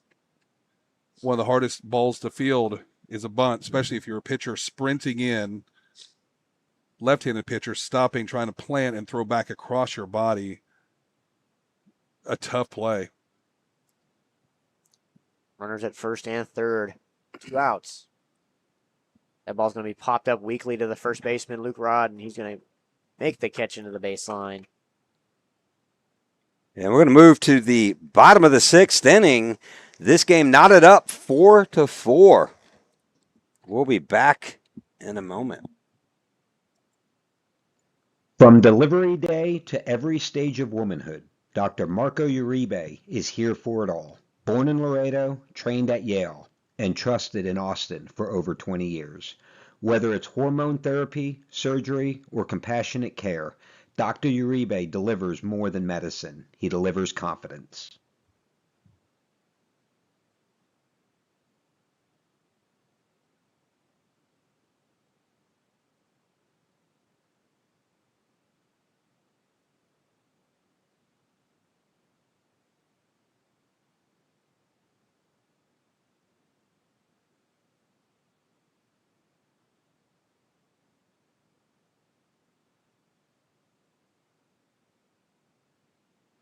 This Dragons broadcast is brought to you by River Rock Landscaping, where your yard becomes your favorite place to be. From custom designs to turf, irrigation, and outdoor living spaces, they turn ordinary into oasis. Locally owned, proudly Round Rock. Call River Rock Landscaping or visit rrlltx.com to start your dream yard today.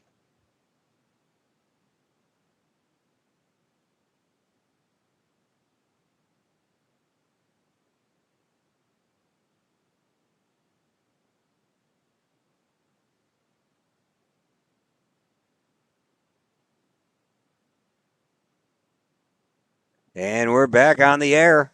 Game Time Broadcasting. On the call, Hank Oppel, Justin DePriest. Bob Slocum. Do you want to do play-by-play? No, you got it. Okay. We're going to go Hank Oppel doing the play-by-play. That was the question I was asking you. So now, Hank, big week in your life. Big week in the Oppel home, right? First, earlier this week, I believe Tuesday, got accepted to Texas A&M. Yep. Your dream school. So Yep. Hank will be headed there in the fall, and little brother Jack. Turned 18 and is heading off to Hill College. That'll be ball 1 to Luke Rodriguez, the senior pitcher and first baseman. 2 of the 6 committed to Hill College, along with to college. Yeah. 2 to Hill College, Jack Oppel and center fielder Cade Goddard. Shout out to Tawny and Clay. I'm sure they're listening while they're watching Dylan play tonight.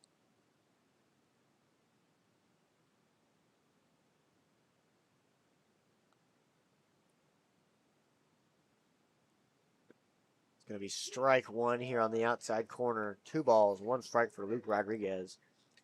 Same right-handed pitcher they've had in the past, I believe, 3 innings. That ball's going to be hit down the right field line. Hooking foul. Just a few feet foul. Ball was hit well. It just hooked a little bit too much. 82 mile an hour. So not too much of a dip in velocity in his 3rd inning. That's going to make the count 2-2. Nobody on, nobody out for the Dragons. On deck is another Luke Broadus, senior 3rd baseman and pitcher for the Dragons. 2 balls, 2 strikes for Luke Rodriguez. That ball's going to be hit hard into the 6th hole, and that will be a single for Luke Rodriguez. Hard hit. And he's having a good day today. Good day today.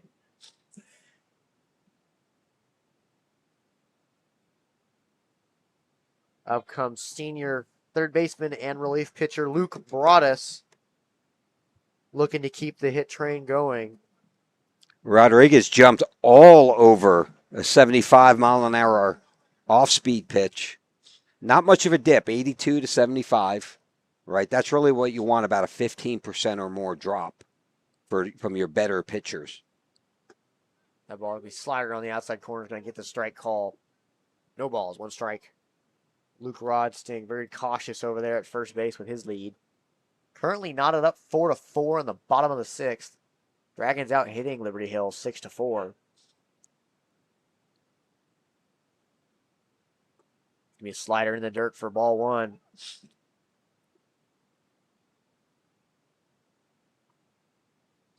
Wouldn't be surprised. Luke Rod has attempted to steal a few bases and has stolen a few bases.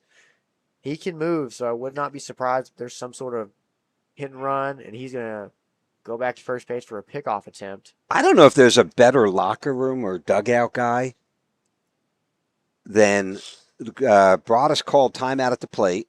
Yep. Luke Rodriguez always has a smile on his face. He's such a fun. To me, you got those guys in the locker room. He reminds me of those, if you look back to the Boston Red Sox, the 03 team, Kevin Millar. 100%, just that funny, jokes around, but really brings everybody together, gets the best. That's a fastball hit to the second baseman on the run, and they're going to get him at first base while Luke Rodriguez advances to second. Baseball can get tough. It can get stressful, and you need those locker room guys that kind of take the pressure off, mellow it out. Realize that you're playing a game, Yeah. And Hank, I have a question for you.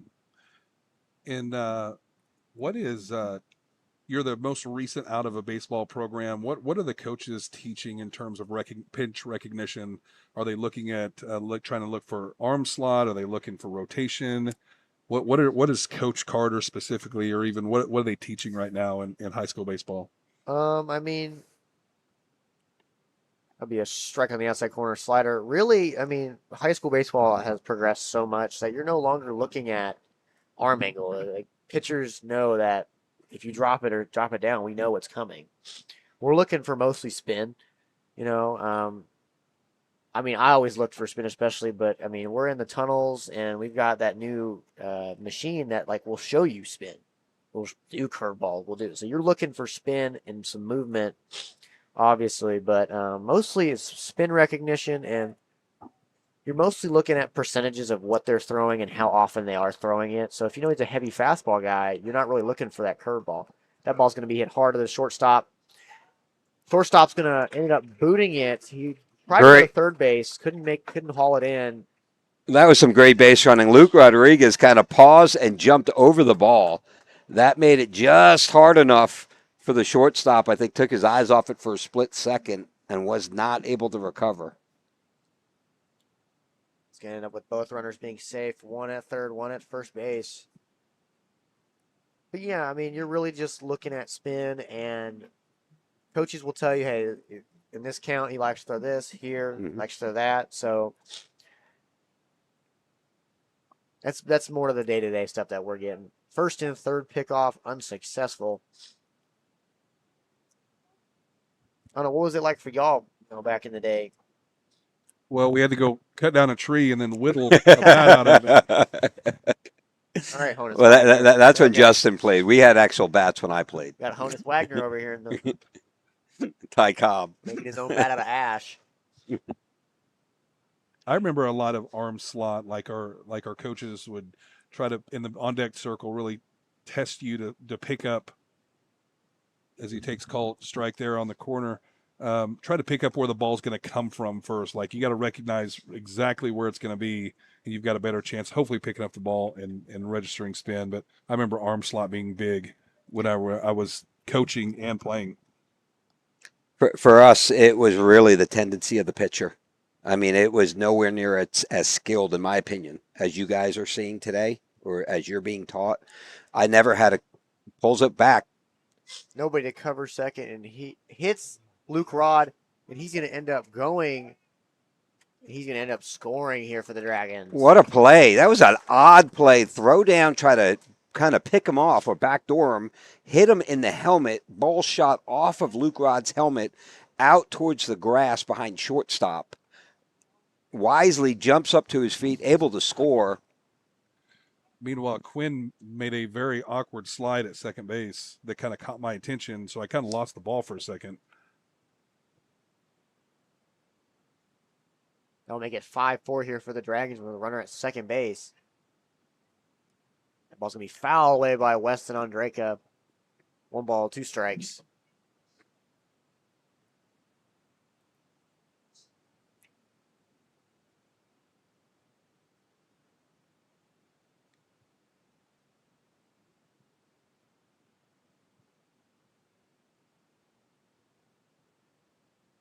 Tough inning so far for the Liberty Hill Panthers. Lots of opportunities, not able to take advantage.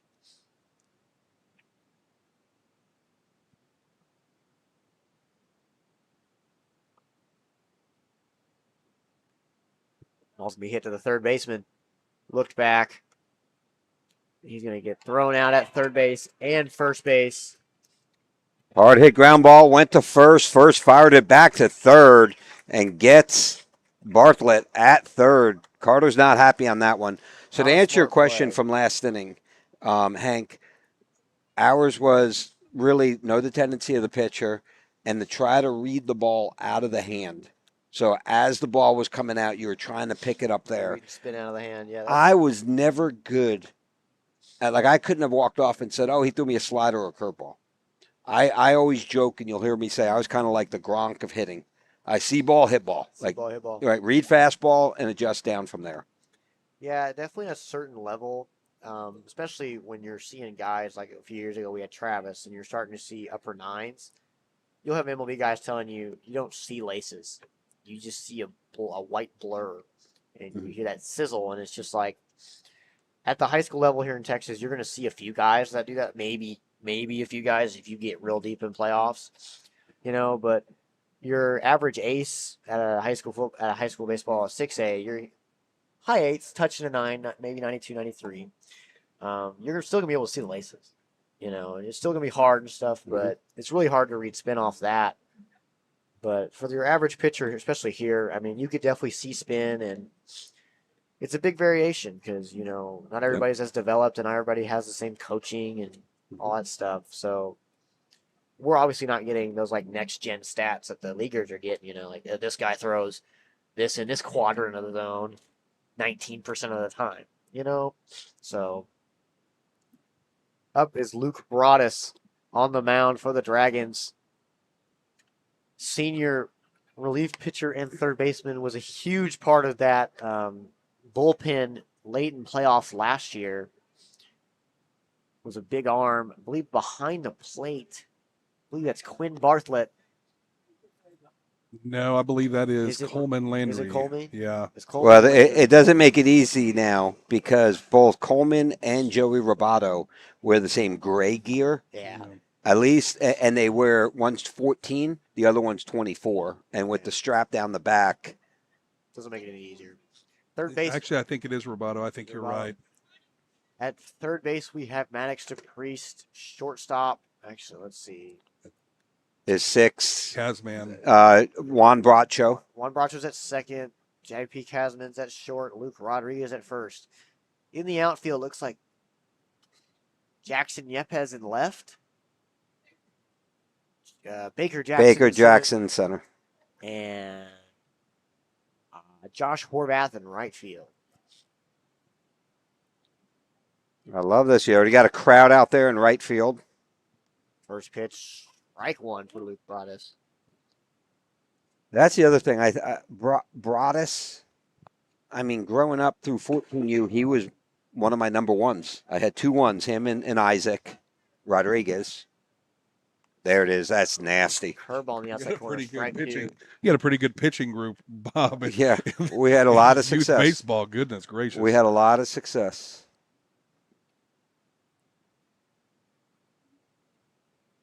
That fastball's going to be hammered to JP Kazman. No Smooth stress, though. as butter. No stress, though. We got Kazman over there. As we like to say in the dugout, we got a guy.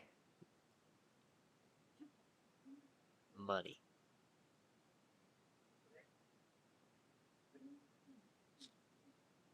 One out here for the Dragons. Still leading 5-4 in the top of the 7th.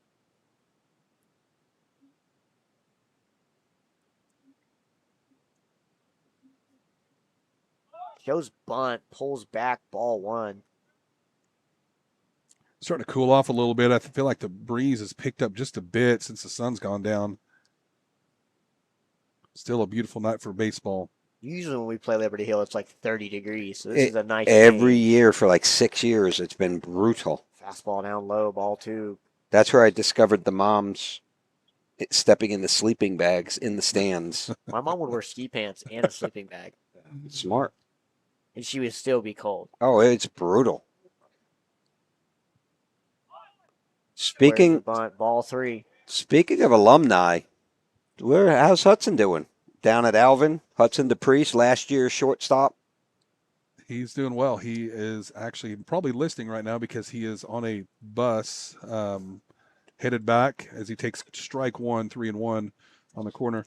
Headed back from Mississippi State College. They had a 3-game series there, and I believe they won 1, lost 2. Fouls that one back. So Hudson DePriest was one of my favorite. We were 10, and he was 9. Showed up for the rec league tryout, and I'm watching this kid, little guy, warming up with his dad.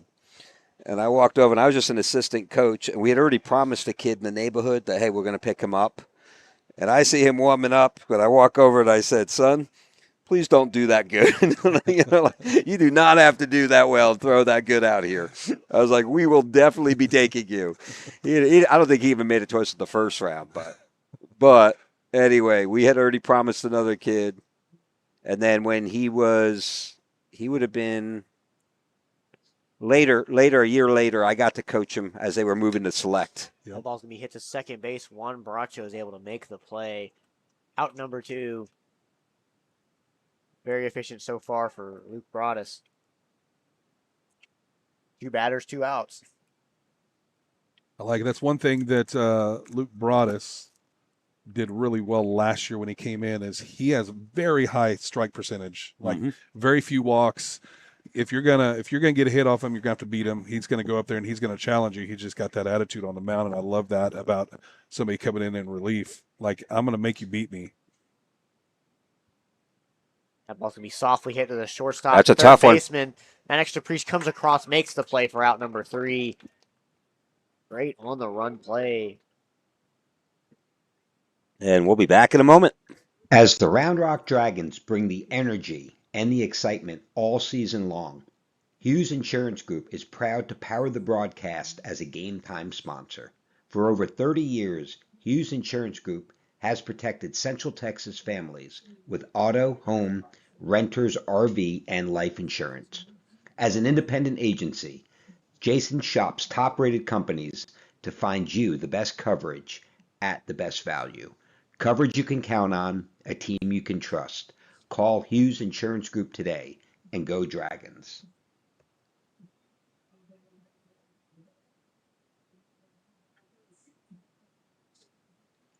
From delivery day to every stage of womanhood, Yes. Dr. Marco Jace, and I Uribe think is it'll be here Juan for it Braccio all. coming up. Born in Laredo, trained at Yale, Yeah.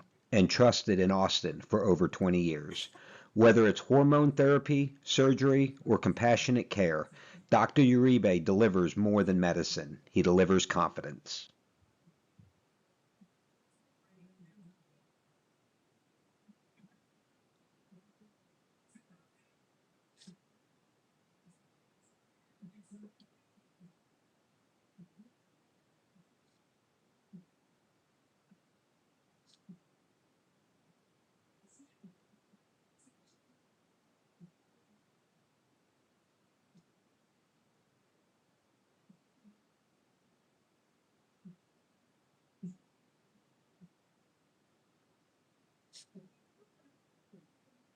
And we're back with Game Time Broadcasting. Bob Slocum, Hank Oppel, and Justin DePriest on the call on this beautiful night in Round Rock, Texas, from Dragon Diamond, as your Round Rock Dragons are leading Liberty Hill 5-4. It's been Liberty Hill 4 runs on 4 hits. Meanwhile, your Dragons 5 runs on 6 hits. In comes a new right-handed pitcher for Liberty Hill. I believe this is their catcher on the bump. And leading off will be the senior right fielder, number 9, Jace Kivett.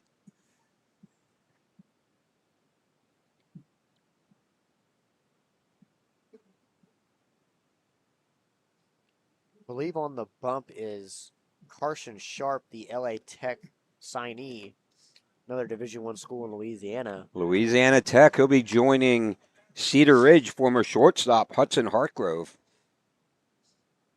Well, he's throwing 89 miles an hour in his warm-ups. Guess what? That'll help get you to a D1 college. And he's a catcher. He didn't like that call. He was like, I do this all the time. Tell me Yeah, when to no. pitch. Come on. No, he's like, I'm calling my pitches. Fastball registered at 92 miles an hour. Strike one. Had a little zip on that.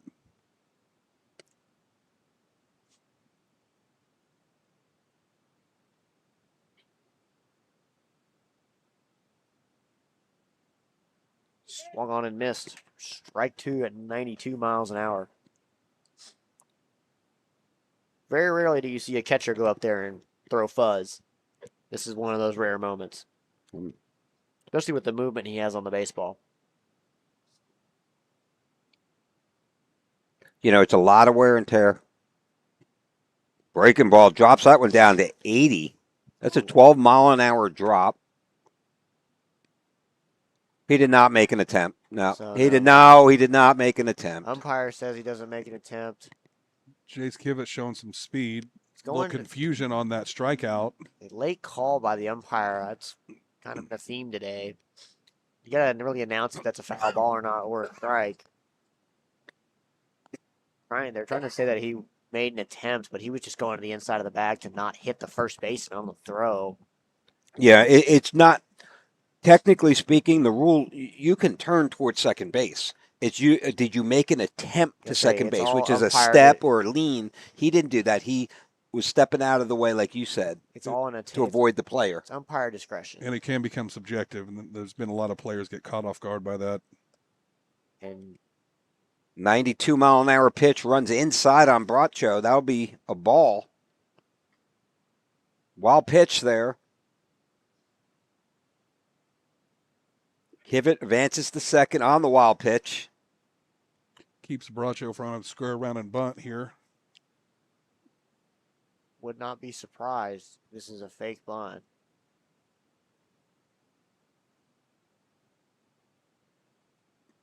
Another fastball inside for ball two. Kivett, another junior last year that was instrumental in a number of playoff wins, like just clutch down the stretch at the plate. The Reagan one jumps out. The That walk-off against Reagan and Dripping Springs. It wasn't. Swing and a miss. He 2 hit balls, 1 strike. He hit that game-tying double. Mm-hmm. No, he hit. No, Well, he came home on. He was part of the walk-off. He was the game-tying run. And he also had 3 catches in the outfield Huge catches. that were, as Hank Oppel would say, grown man catches. That ball's going to be fouled away into foul territory. First baseman giving chase, not able to get there. That'll be 2 balls, 2 strikes. Nobody out. Runner on second.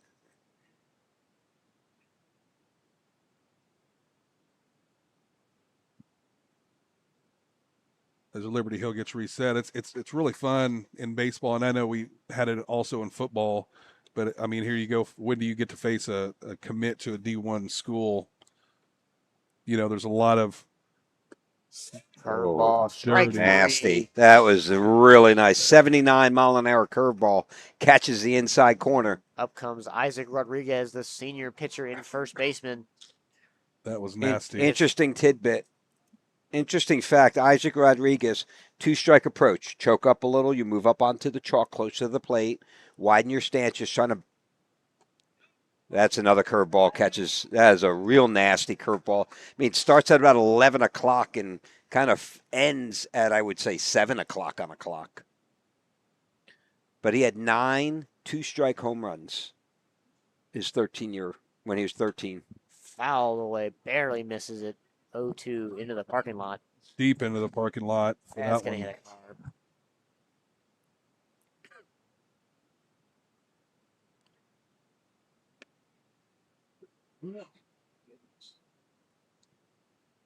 That ball's going to be hit to the third baseman, able to make the short hop over to first base for out number 2. Runner stays at second base. Up comes number 24, Coleman Landry. Not to be confused with Landry Coleman. Not to be confused with his twin. His Landry alias, Coleman. yeah. His evil alias. Yeah. Coleman, a junior catcher. Landry Coleman pitches. So. And speaking of catchers, on deck will be Joey Roboto. I haven't seen him hit this year. Back from injury.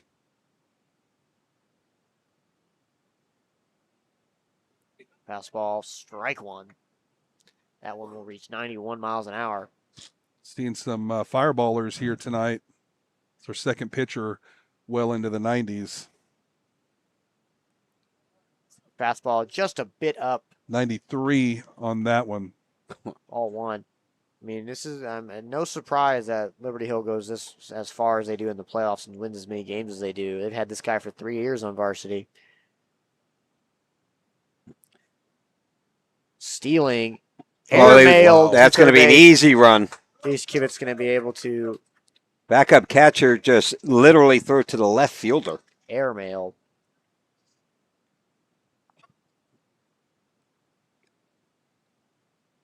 That'll make it 6-4. Dragons able to capitalize on mistakes. Yeah, force the play. You never know what's going to happen. That you could tell that catcher as soon as it left his hand, he was frustrated because he knew he didn't have a good hold on it when he let it go. Coleman Landry down, 1 ball, 2 strikes. Fastball up and away is going to be called a ball. Very close. Not given the call. You had half the infield walking off at that point. 2 balls, 2 strikes. Coleman Landry looking to get I thought started. the call was right. I like the call personally, not being. It was just a little bit outside, a little bit high. That's going to be a slider away. Stays home. This curveball has a lot of bite on it for the velocity. Coleman Landry looking back at the dugout, getting the dugout hype. I mean, if you look at it, it's really only about a 10% drop, right? You really want to see, you were a catcher, Justin, you really want to see that about 15, 18%. Fastball low and in, going to get the call at 93 miles an hour.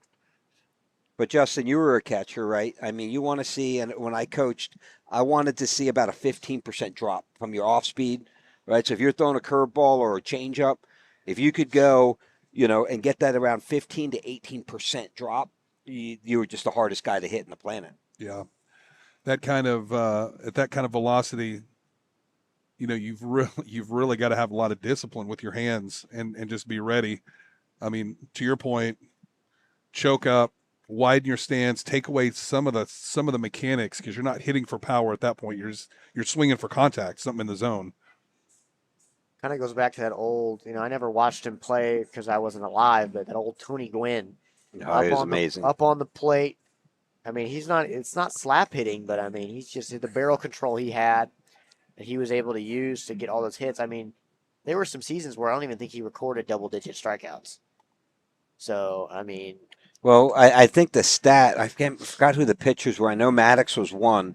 There's 3 Hall of Fame pitchers that he faced over 300 times, and they struck him out 3 times. I think he was Maddox, Johnson. Yeah, it was Randy Johnson. I'm trying to think who he would have played because he was a Padre. And that was before a time where you had interleague, American League playing National Leagues. Yeah. Half the stadiums look the same. Pittsburgh, Cincinnati, they're all that round dish. And you had. I do miss New York's old park. That was nice. That was a classic. 27 more than 27 World Series have been won in that park. The cool thing I remember, the last game I went to, I took my mom, my dad, and my little sister, Yankee Red Sox. Yankees won it, walked it off. Won it. And in the last inning, Mariano Rivera came in to close it out. So it was such a great, but during that game, my dad kind of leans forward and points down, kind of behind home plate area. And he says, "Hey, that was Uncle Jack's seats right down there." Wow. That was the cool thing. My dad, who's 85, pointing out where his uncle's seats were. Squares to bunt. Not able to get the Foul ball. bat back. Strike one. That's Fenway. You go there, you can feel the history. But I think Yankee Stadium, the new stadium, did a great job capturing. They kept those arches. They kept the arches. It still has that similar feel. Strike two. I just remember always like those monuments out there in center. You had Mickey and you had. They still do. Dave, and you Still had there. all Yep. them. Monument Park, they call it. Mhm. They did that real well. I don't like all the retired numbers. Strike three. Curveball swung at and missed. Out number one. I mean, he's pitching stronger than he even was in the first inning. And Starting to catch stride. Haven't been to the new Ranger Stadium. I went to the old one quite a few times. it is ugly outside. Is it? It's ugly. Inside's beautiful. Outside, I mean, they really missed the mark. The old one, now granted, open air, it was miserable, 95 and be humid as can loved be. it, though. But it was so so much fun. character. It That was- felt like a ballpark. Yes. Like when you Yeah. think about it as a kid, Grandstands and like Cracker Jacks going to the ball field, man, it smelled, just sounded like a ballpark. This one feels a little bit more inside like a multi-use space. It does. Outside, it's ugly. my dad always talks about how cool it was going to the Astrodome. He was like, that was Yeah. always so fun for him to go. I've gone to Minute Maid. Now I like Minute Maid. It's Minute I Maid. like I Minute love Maid, Minute but Maid. I don't like that. I go to Rangers inside. It kind of feels like Minute Maid Yeah. without the train and the oranges. Minute Maid's got some Misses history to it. inside, 2-0. I mean, I've been to a lot of baseball stadiums. Been to St. Louis, saw the Cubs, St. Louis, and in Chicago. Wrigley, Yeah, was that fun? it was See amazing. the vines and Yeah. everything? That must have been awesome. I mean, tons of games at Fenway, Yankee Stadium. Seen the Giants play the Dodgers in San Francisco. It's been the Rays, several Rays games, including the World Series. They're playing at a different venue right now, aren't they? Or are they They're back? playing at Yankees. Yeah, they got destroyed with the hurricane. They're playing at the Yankees training facility Nice of the Yankees to lend that to and them. their headquarters. It's a replica of Yankee Stadium, the field. Oh, So it faces the exact directions it's got that with short the porch. exact same dimensions because they want, as you're coming in, I think the Double-A team plays there. They want you to have that feel, or Single A. I mean, for his first walk of the night. 1 out, walk. Dragons leading this one 6-4, 6 runs on 6 hits. Meanwhile, it's 4 runs on 4 hits for the Liberty Hill Panthers.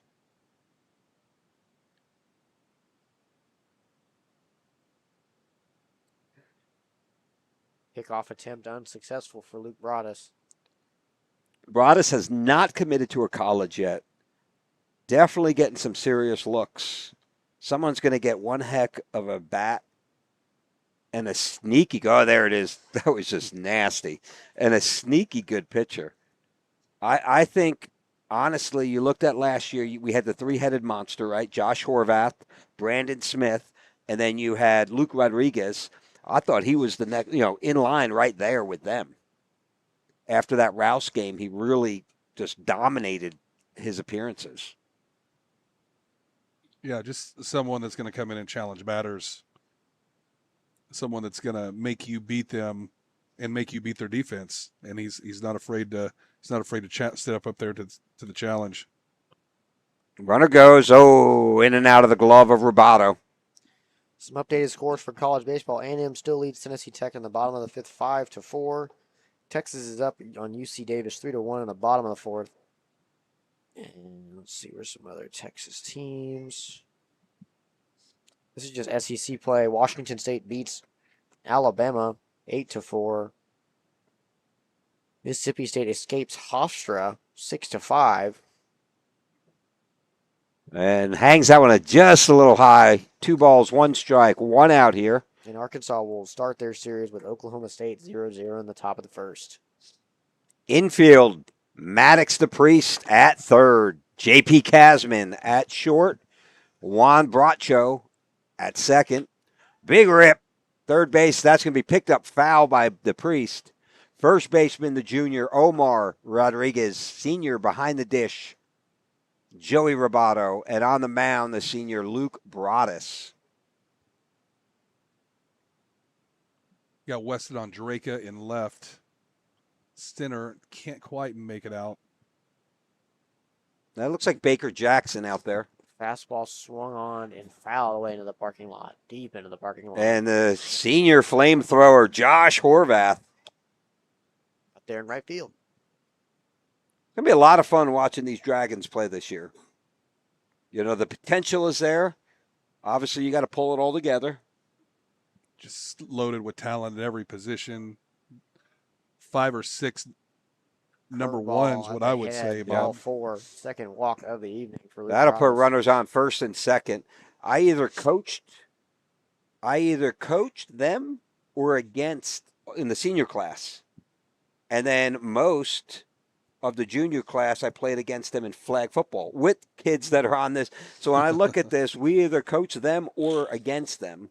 It's going to be a lot of fun watching them grow up.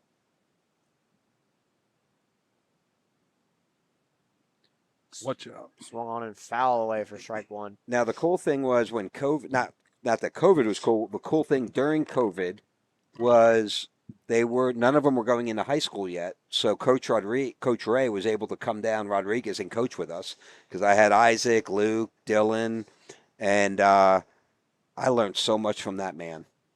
But we prepped them for these days for playing. Fastball, hooking foul ball. They'll return the first and second. But it was really cool, when you're sitting there saying things and then all of a sudden the varsity coach comes in and he's validating everything that you've been teaching them for years.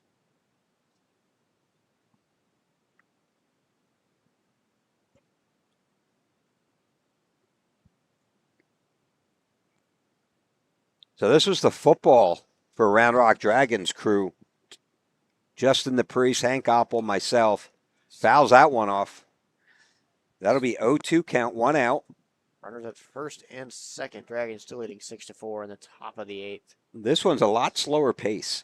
I forgot how much slower baseball is. Football is like nonstop, like Action. ADHD until halftime. You get a quick breather and then through the end. Here's the 0-2 pitch. Going Runners at third moving. base. And not able to squeeze it. Runners on second and third. The only risk is stealing 0-2 is sometimes you got a pitcher that's going to throw a high fastball. They must have got tipped off. They was going to throw something off speed here, out of the zone. It's a good time to steal. If he's throwing that high fastball, then it's almost like a pitch out. But in that case, it really worked out well for Liberty Hill. Infield is in. 6-4 ball game. There's fouled back. 1 ball, 2 strikes.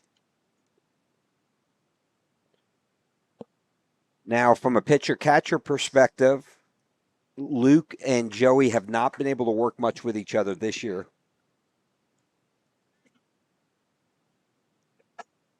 The fastball into the dirt to make it 2 balls, 2 strikes. Like Bob was saying, yeah, not too much chemistry yet between Luke and Joey, but I expect that to build as you go through the year. 100%. I mean, that's what scrimmages are for, right? You only do so many practices against yourselves. Oh, that was a nice breaking ball. Broke in, just not enough. 70-mile-an-hour breaking ball.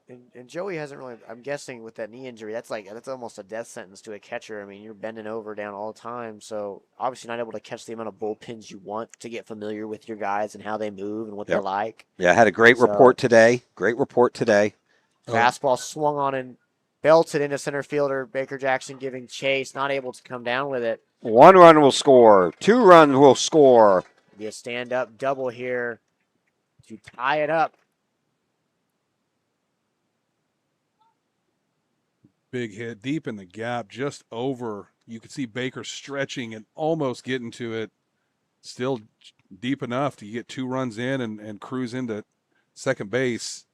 1 out now, and Liberty Hill threatening again with runners in scoring position. You know, it's been dominant until this inning. 2 walks, then you get 1 hit. You see this all the time. Well, and that's really the thing in baseball, Hank, and you know this, like, your job sometimes is just, you get a pitcher that's in a rhythm, just get on base and start putting them in the stretch, like stressing them just a little bit, because until there's somebody on base, it's your world out there. You know, granted, it's youth. We hammered this fact. One of my favorite sayings I stole from the old Patriot, Bill Belichick, do your job.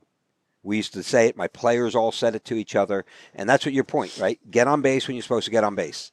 Put pressure on. Right at him.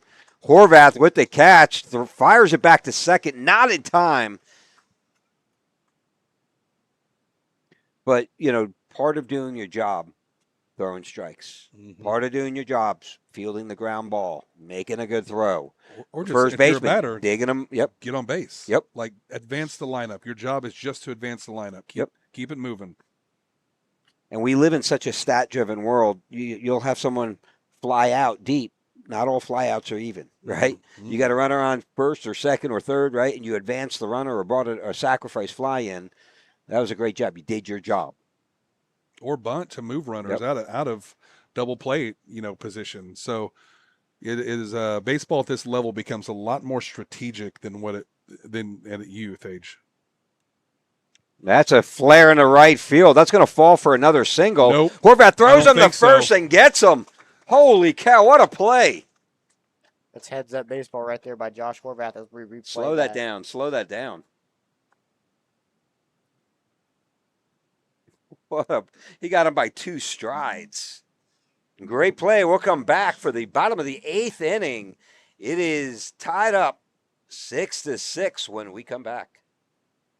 This Dragons broadcast is brought to you by River Rock Landscaping, where your yard becomes your favorite place to be.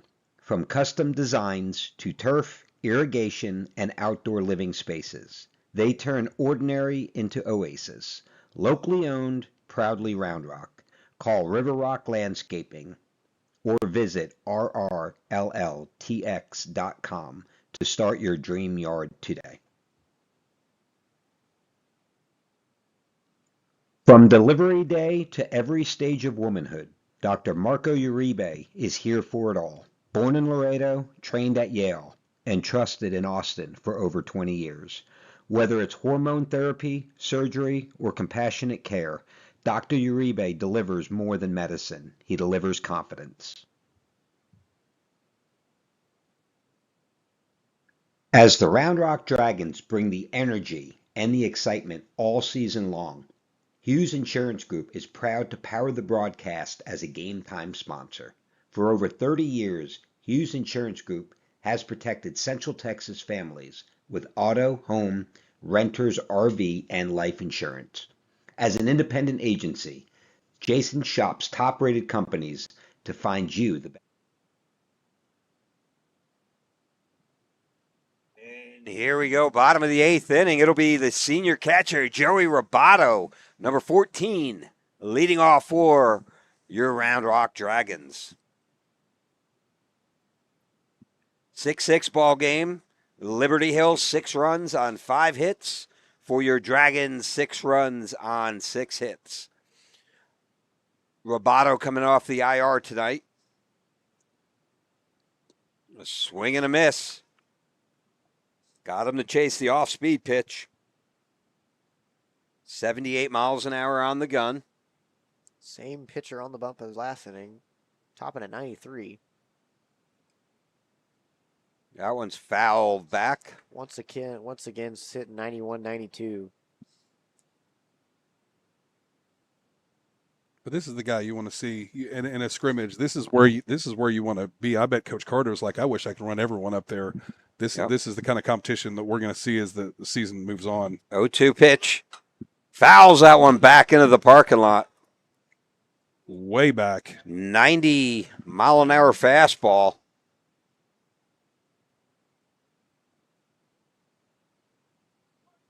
What do you think here, Justin? Off speed? Yep. Bluey. Got the call. I didn't think so, but got the call. Doesn't matter what I think. 78 mile an hour curveball, 79 mile an hour curveball. Catches the inside corner. That'll bring up your junior third baseman, number 1, Maddox DePriest. Hudson, you'll smile. I almost called him Hudson DePriest. That one catches the corner. Strike 1 called. 92 miles an hour. 92 on the outside. This is where you just shorten up regardless if you're not used to seeing this type of velo. That one's popped it up. Second baseman's going to open his hips a little bit. Tracks under it. Makes the catch for the second out of the inning. And that'll bring up your senior right fielder, number 16, Josh Horvath. Horvath, the Weatherford commit. He'll be hanging out at Finn's with Billy Bob Thornton in the fall. Who can somehow go from Fort Worth to Midland in 3 hours. That's not possible. Fouls that one straight back. Dragon's just looking for that one hit, to show that this guy isn't invincible. Try to get some momentum going. A little 2-out rally. 0-1 pitch, 2 outs. Here's the pitch. Curveball in the inside corner. He gives him the call. 79. I thought it was a little high and inside, but it's got some bite on it. It looks like it's coming at your hands and just falls on that corner. He's throwing it well today. 0-2 pitch, fastball away. Swing and a miss. He's going to go ahead and top out at 91.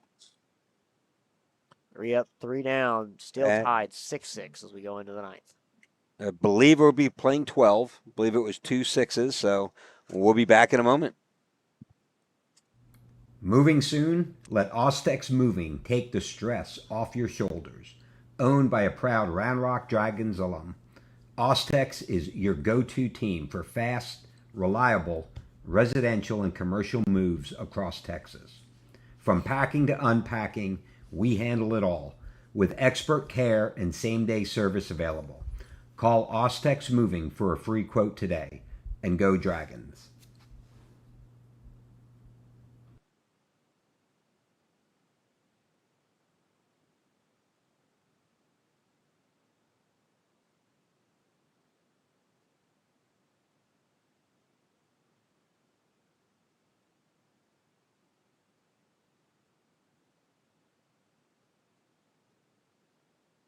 As the Round Rock Dragons bring the energy and the excitement all season long, Hughes Insurance Group is proud to power the broadcast as a Game Time sponsor. For over 30 years, Hughes Insurance Group has protected Central Texas families with auto, home, renters, RV, and life insurance. As an independent agency, Jason shops top-rated companies to find you the best coverage.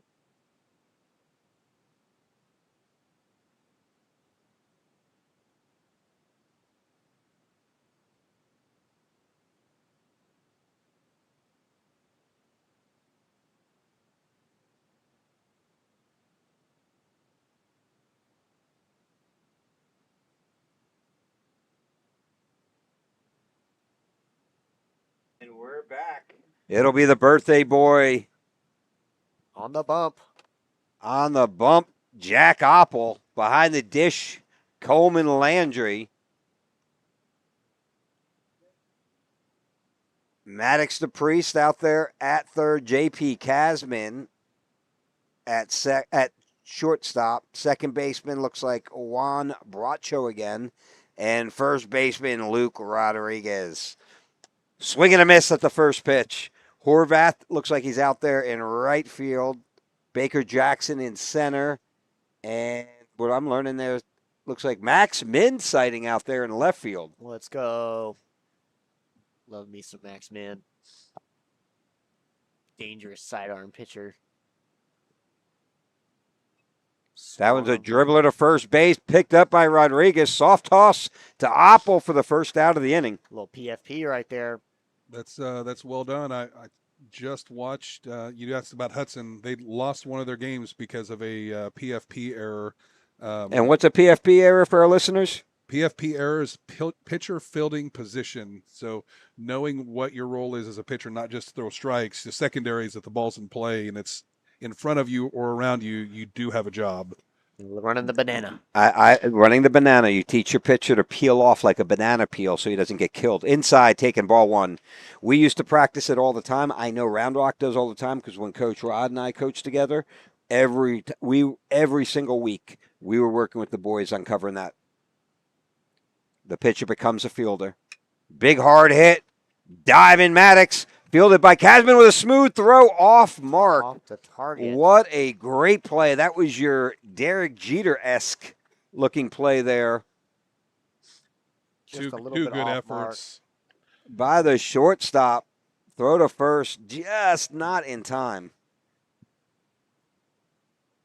You know, you were asking about Hudson earlier, and I was talking to him a few weeks ago on the phone, and he was talking about how, you know, one big difference between what he's seeing in high school is everybody throws 90. Mm-hmm. I mean, if you want to play at the next level, you're going to need to learn how to hit this type of velocity.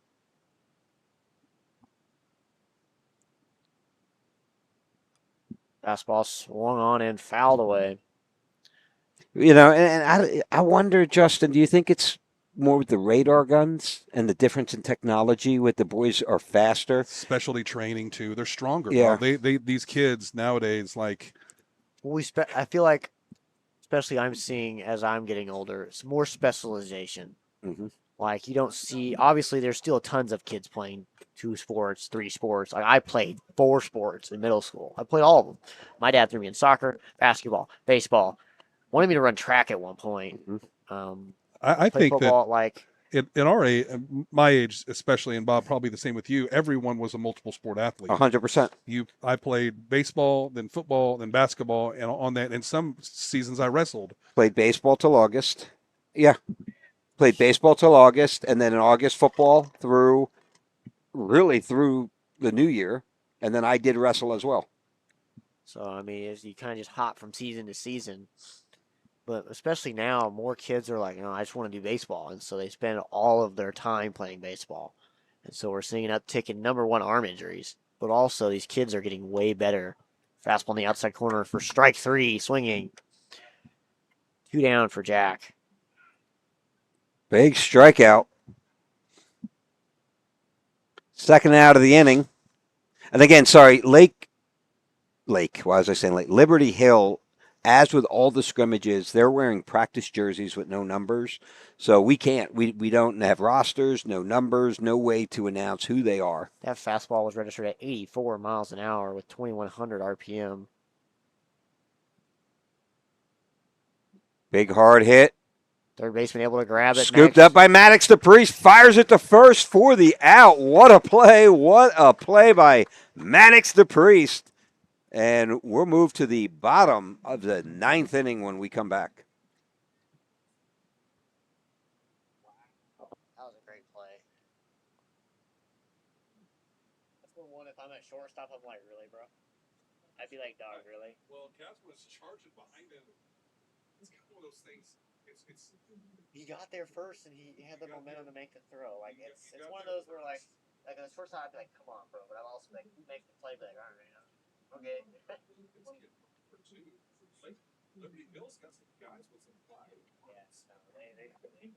Trust me.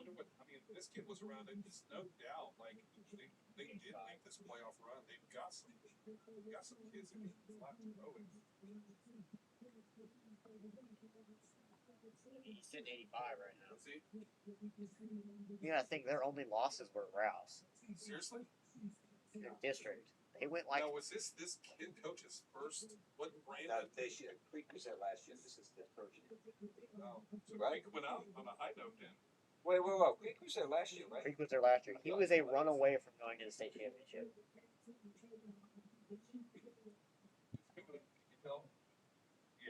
Yeah, there you go. Sam, Wait, got some? I got cupcakes for the boys for Jack's birthday. And then I smelled the pizza and I was like, y'all can have a slice. I got one for the box. Hey, he's playing well for his birthday.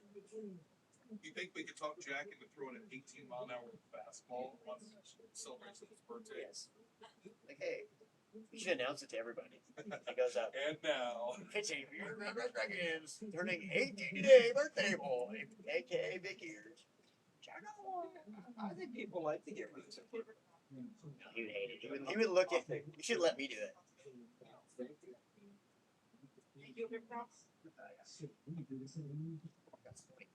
You guys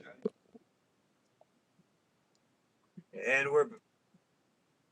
And we're back from Dragon Diamond. Game Time Broadcasting on the call.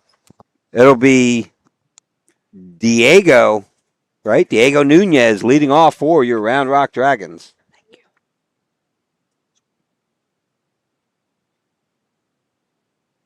one of our superstar junior players really swung a hot bat the first two scrimmages, and just putting these hits together, finding the barrel a lot. Diego plays outfield for us, but also will come in and pitch. I'm just calling it right now, and he is a great relief pitcher as he takes call strike on the outside corner.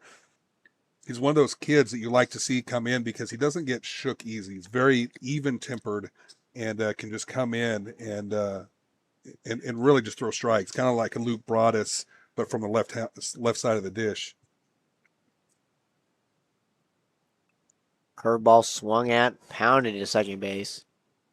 We're out number one. That'll bring up senior infielder number 0, Bryce Morrison.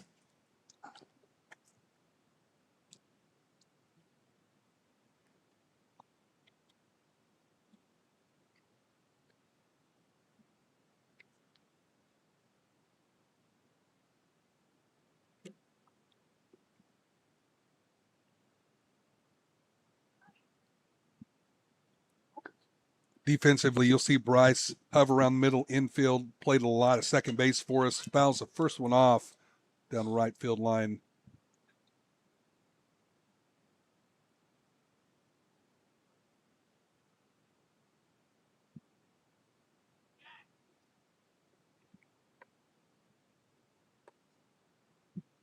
Fastball up and in.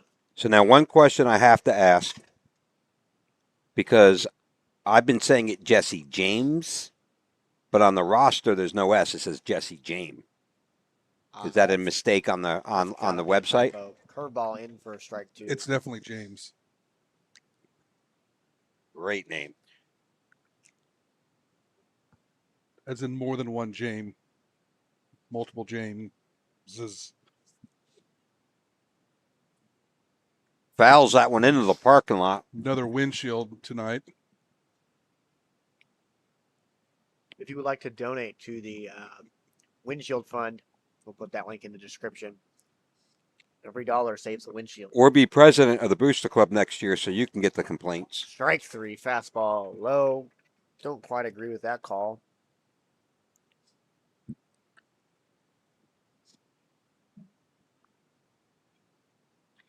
If you have any complaints, Booster Club president number 512. Hank, I know your cell phone number. I have yours too. What are they going to call a college student about? That'll bring up Jesse James Fierro. Big swing on the first pitch. 0-1, 2 out here.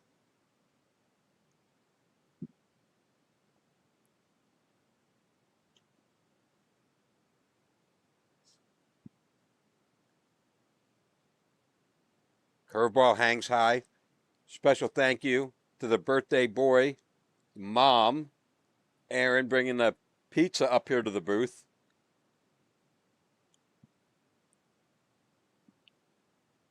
That one runs inside, almost catches him on the hands. Very different reliever release point that we've seen from all the other guys, mostly being up top, over the top. More 3/4 and hides that arm slot real well.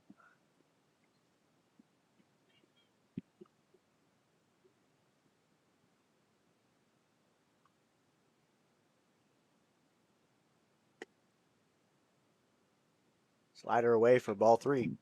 Be 3 balls, 1 strike.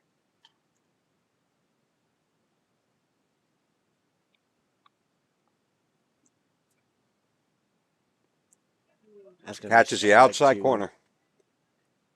That's a good take on 3-1. You're not going to get bad on that. It's just borderline enough to let it go. Strike 3. Swing and a miss. Fastball up and in. You know, we were just talking about this, Hank, but Liberty Hill really showing some depth at pitcher. No doubt. You know, it's to me, it's not a question why they win as far as they did in the playoffs. I mean, they're consistently always bringing in high-level talent on the bump. Out comes again the birthday boy, Jack Opple. You know, the big question for me is what is the new Santa Rita High School? Right now, I don't know. I believe they're probably only sophomores. I think they're going to be 4A. But what is the impact to them? Because that's going to pull students out of Liberty Hill High School. I thought that was going to be like Lake Travis High School and not pull like the Lake Travis one they're building. I thought that was going to be, they're not pulling from them. It's going to be like. Well, but Santa Rita today is the biggest growth spurt is in Santa Rita, and that is now going to feed into Santa Rita High School. So you got the traditional Liberty Hill area, the biggest growth area where all the new neighborhoods are going, that master community is called Santa Rita. That's where the high school, middle school, and elementary schools now are that they've added up there. So they may not take kids out, like they'll let them graduate, but what is that 3-4 year impact to you're losing a mass? Say when kids would normally be going to Liberty Hill, those neighborhoods would now be going to Santa Rita. I think, what's it called? What's it going to be called? Like Ranch or something? Legacy Ranch. Legacy Ranch, yeah. So Legacy Ranch. And, you know, you have the same thing going on in Lake Travis. I think in 2 or 3 years, they're going to be opening the new, and they're not, quote unquote, pulling out of Lake Travis, but you're shortening your boundaries. You know, that's the one thing. Or the boundaries you have now are your boundaries. Yeah, I mean, Westlake has done an amazing job keeping that boundary where nobody can touch their players. And I mean, they've got the biggest pool of athletes. Opple starts with an 0-1.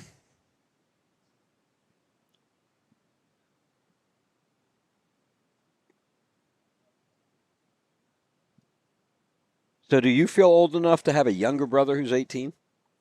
Hank? I'm 19, so no. It feels really weird. I haven't even turned 20 yet. When is your birthday? June 27th. I'm a late knew that. birthday. Fastball up and away for ball 2. No. So you guys are right about 20 months. 18. 18? Yeah. Almost Irish twins. Yeah, so. What do you have to, what constitutes an Irish twin? I've always Like wondered 9 that. or 10 months, 10 months, 11 months. Fastball swung at. Oh, Hard ground ball. Great play by Bracho. Fires it to first just in time. Did we catch that one? Did not, sorry. Gotta keep my hands here. I'm trying to wipe grease off. Luckily, we picked it up on the camera that we're on. But outstanding play. Great stabbing grab there. That ball was hammered up the middle and also tailing away from him. Able to make a play, sliding on his knee. Sorry about that. I'm wiping grease off. Don't want to get grease on our $2,000.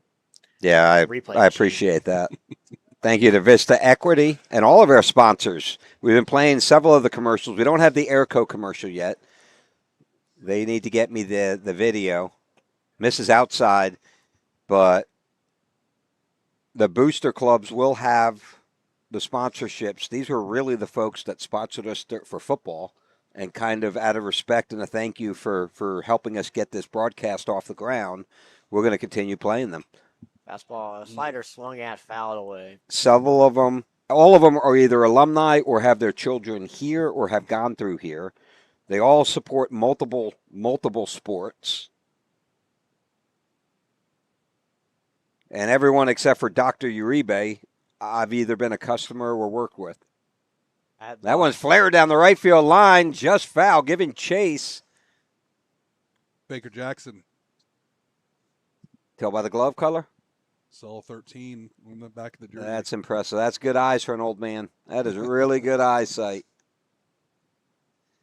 Got 99 problems. Eyesight isn't one of them, Bob.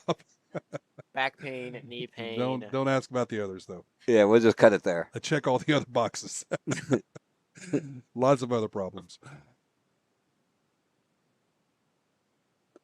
Slider away, swung on and missed for strike 3. Out number 2.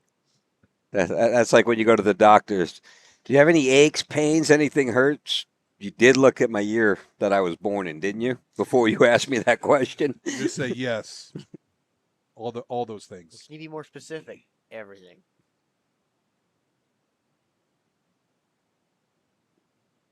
I didn't necessarily walk into your office. I sort of waddled for a reason.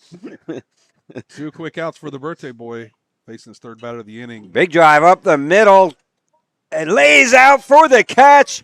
Number 9, Chase Kivett. Who else? Wow, what a catch by Kivitz. Does it again with the glove. Now I got that one.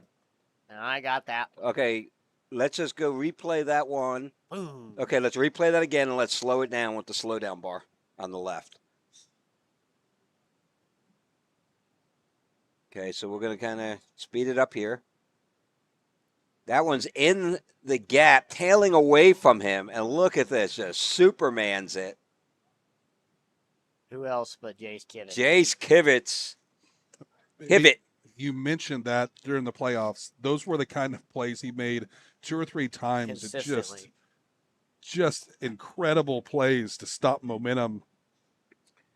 That is a triple, probably a stand-up triple if he misses that ball. And people don't realize how confident that makes you on the bump. Oh yeah. You start throwing things. Number 1, start throwing harder. A little adrenaline pump. But man, you feel invincible out there. Like, man, my defense has got my back. You start throwing better, sharper. I mean, obviously your defense is you grab momentum. Yeah.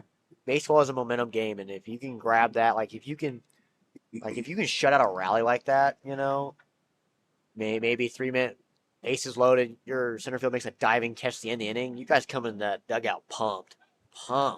That inspires all your pitchers. Yeah. Not just the kid on the mound. It's the kid, on the bump. He's going, man, my defense is solid. Like they care.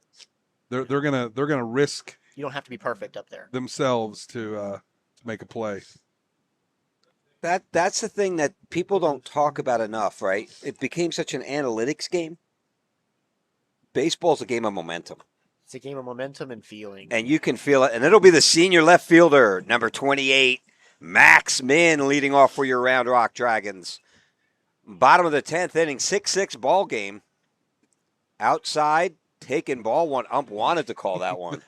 He wanted. You know what, though? Hey, you and I both coached. We always told the kids, ump wants to call a strike. That was blatantly obvious. He wanted that strike.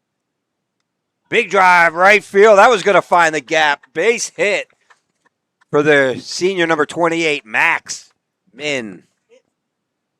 That'll bring up second baseman number 19, Dylan Slocum. Dragons have 6 runs on 7 hits.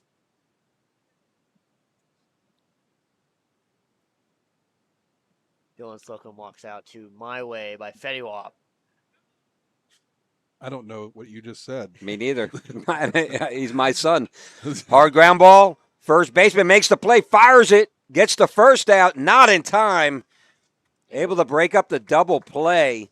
Hard hit ground ball at first, threw it to short, back to first. Slocum is safe at first, but they do get the lead runner at second. Hats off to first baseman on that play, that read and that throw over. That's a tough play, and was able to get the lead runner. Yeah. Up comes Jace Tibbett, the senior, who just had that Superman catch. Senior center fielder. He's feeling it right now. Swinging, too. My goodness. So talk to me a little bit, Hank. 2 years ago, you're in this same situation, right? Right now, you got Jack Oppel, Cade Goddard, Jace Kivett, Josh Horvath, Baker Jackson, Diego Nunez. Weston Andraka, who's swinging a hot bat, all fighting for playing time and a starting position out here. How is that? Your teammates, you want your teammates to do good. You want to do good yourself. You want to earn the playing time. What's that like? What's that dynamic? Runs that one inside. One ball, one strike, one out. My team, we were really close, and so we are always challenging each other, especially if let's say like Nick Dunst, he's a center field. If he hit a bomb, our goal was to hit 2 bombs. Is to do better than the other guy, but we wanted all of us to succeed. Like we all succeeded in our own way. Steps off. Slocum dives back in the first. So it was no throw. There was never any animosity or anything like, oh, we want that guy to do bad. No, it's just we wanted to do better. We were constantly one-upping each other always. I mean, I wasn't really an outfield guy, but I had the chance. I could have gone out and played outfield, utility guy, but you played everywhere. You're like the Swiss Army knife. But like I remember, like it was Brandon, Nick, Connor DiGesualdo, Jacob Gaiman, just constantly one-upping each other in every. Aiden Einhorn, one-upping each other in everything they do. Hey, what did you actually though? What did you actually like? Just constantly trying to one-up each other and just be better. And that creates that environment of competition, which makes teams better. Runs it inside, and that hits him. Slocum had a big lead out there at first base. So Kivett reaches first. That's going to bring up number 6, Juan Bracho. Senior had to stay down on JV, one of the rare juniors to ever be on a Round Rock JV team. Transferred over from McNeil High School. All due to eligibility concerns. Over UIL rules, yeah. Yep. Slocum with a huge lead there at second. That one catches the inside corner, strike one. Kivett with a big lead there. You got a lot of speed on the base path. And no one holding him on. I'm surprised he hadn't just taken it upon himself and take that base. Look at his lead here. I mean, he's halfway. Hard hit up the middle. Dribbler, shortstop with a quick flash to first. They'll get Bracho at first, but he advances the runners. Slocum will go to third. Tough play by the shortstop and well executed. And Kivett to second. Bracho motoring up the baseline. That'll bring up senior number 22, Isaac Rodriguez. Looking to put the Dragons ahead here. Outside.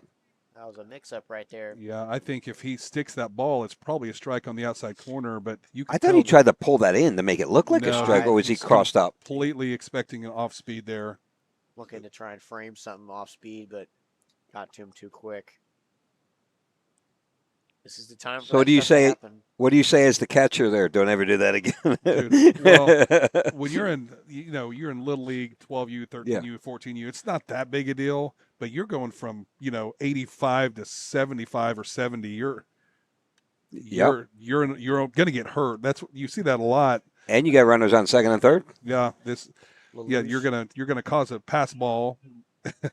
Or you're going to hurt me or the umpire. Sometimes it goes through and hits the umpire. Then the umpire's not a fan. Oh, that one hits him in the head. 2 hit batters. And that's going to fire up the Dragon dugout.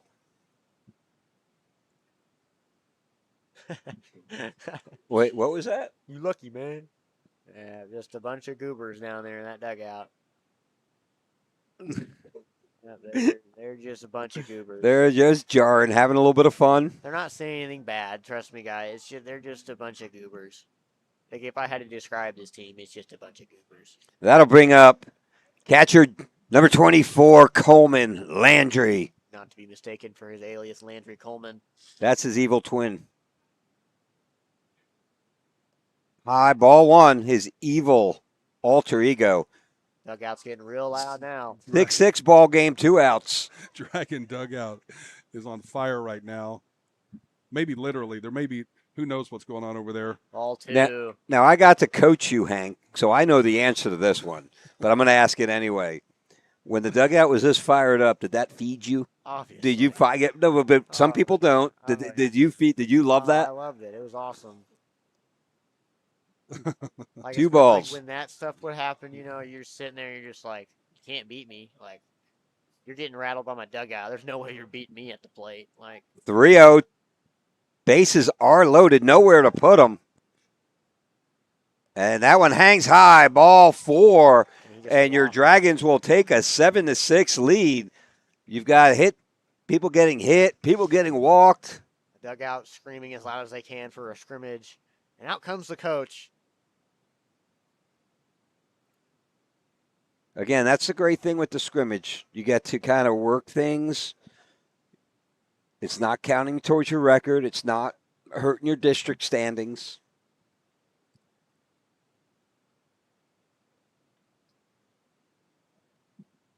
So game time broadcasting here. Hank Oppold, Justin the Priest, and Bob Slocum. So one of the things that we were talking about. Got some parents getting into the chicken dance. Let's go through this. So in the fall, it'll be the senior catcher, Joey Roboto. He called a balk. Did not come set. He did not come set with bases loaded. That'll bring up the 8th run of the game, making it an 8-6 ball game. Okay, we were talking about football season and for baseball for next year. So starting in August 2026, the new UIL realignment moves Vandergrift, Hutto, and Maynor. That one is high, ball 1. Ball 1. That moves Maynor, Hutto, and Vandergrift out of district play. And in comes Lake Travis and Westlake, as well as all the Round Rock schools. Swung on and fouled. So, Justin, I'm not sure if you heard this, but first game of the scrimmage, Harker Heights. Then this is non-district play. Pflugerville Weiss, Temple at Temple, Dripping Springs, and then Vandergrift. That feels like mid-season already. That is the non-district schedule for the Dragons. That one's high, curveball misses. 2 balls, 1 strike. And then you get into district play. Stony Point, Westlake, Westwood McNeil, Lake Travis, and then Cedar Ridge. That is not an easy schedule. Inside misses. 2 balls, 1 strike here. Dragon dugout having their fun. Maddox to Priest on deck.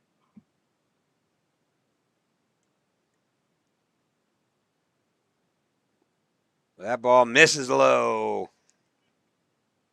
Hitters count for Roboto. I guess that's ball 4. Oh. I thought it was ball 4 too.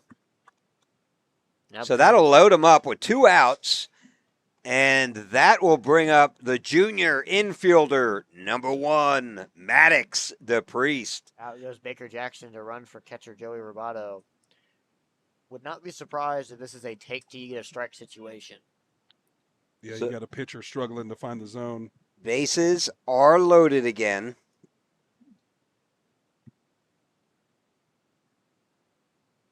Outside, taken, ball 1. That's also a scrimmage. He might green line him regardless here, but who knows?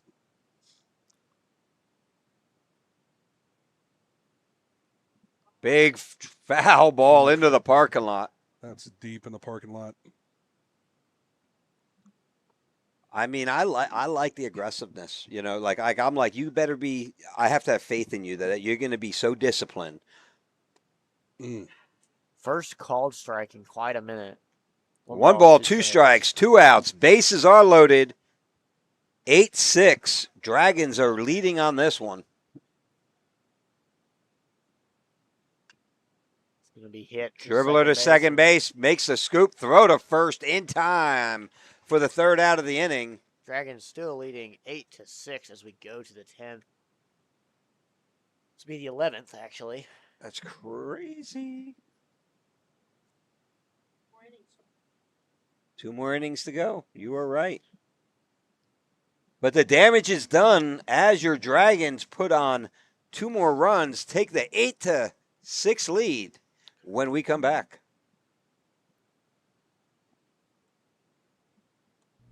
Moving soon? Let Ostex Moving take the stress off your shoulders. Owned by a proud Round Rock Dragons alum, Ostex is your go-to team for fast, reliable, residential and commercial moves across Texas. From packing to unpacking, we handle it all with expert care and same-day service available. Call Ostex Moving for a free quote today, and go Dragons.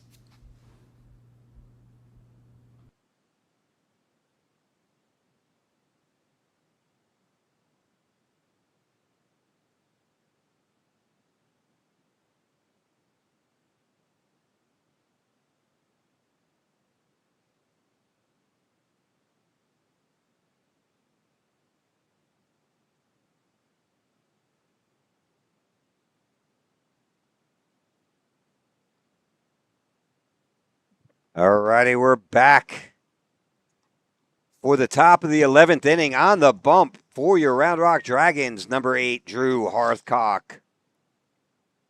I believe that's Coleman Landry behind the dish.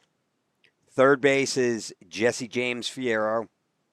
Juan Bracho at shortstop. Senior number 19, Dylan Slocum at second base. And first base, number 21, Luke Rodriguez. First pitch flared into the right center. That's going to be down for a single. Jack Oppel in right field will fire that one in. Center field, Cade Goddard. And left field was Diego Nunez. That was a good first pitch swing. You know, it's okay sometimes they change a pitcher because every pitcher is the same. They want to get ahead. Don't take that first pitch. Probably the best pitch you're going to see.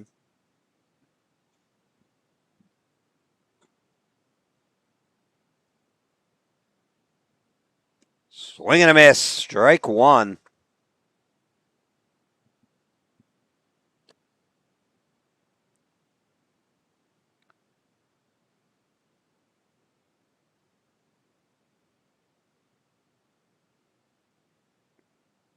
Curveball in the inner half, not called. Shoot. What do we have, 1-1? Yeah. 1 ball, 1 strike, nobody out. Runner on first. Here comes the pitch. Inside, taking ball 2. It is a nice, cool night out here. Temperature's down at 72 degrees. Beautiful night in Central Texas. Inside, and that's going to hit him.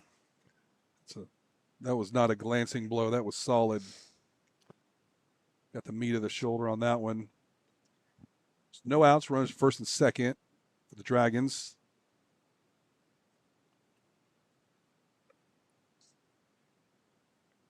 Liberty Hill has 6 runs on 7 hits, so the Dragons lead with 8 runs on 7 hits.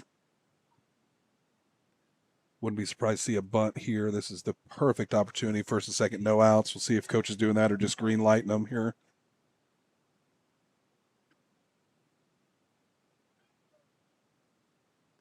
That one's high.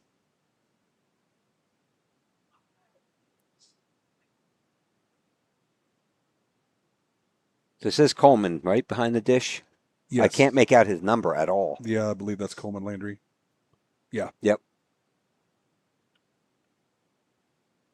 There Squares it the is. bunt.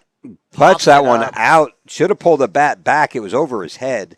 Now, if there's one thing you want to do to really, really make a coach mad, is pop up a bunt. There's nothing worse. Like, genuinely, there's nothing worse. Because normally your runners are moving too, if that's the case. And You how pop many them up. how many times you double people off on a bunt? Send a coach into The a only thing rage. more annoying is when you call a bunt and they pull the bat back like on a ball and it's a strike. It's right down the middle. No. Ooh-wee. Do what I tell you. Come on. Bob's blood pressure just went up just It thinking did. about it. Almost went Augie Garrido. Swing and a miss. Don't you get it? It's a game. I tell you to take, You take. Don't tell me you don't see it. You look. Now, obviously, there are some expletives that I cannot say. Ooh. Oh, yeah, Got we him. cut half the dialogue. Great pitch by Hearthcock. Gets him. What was that, a curve there? Curveball on the inside corner. He'd let one of them go earlier. Went right back to the well. Got him on call third strike. Runners on first and second. One out here. Augie Garrido, man, won a few natties at Cal State Fullerton, went over to Texas. I believe he won 2 or 1 over there. At Texas, Two. Yeah. I mean, he's. I mean, I'm an Aggie, but you gotta respect that. I mean, Inside. he's the greatest college baseball coach of all time. I mean, bar none. Oh, he was great. And that was his whole life. Just listen to his rant. Jesse James Fierro at third. Juan Bracho at shortstop. Dylan Slocum at second. Luke Rodriguez at first. Ball inside, 2-0. Drew Hearthcock on the bump.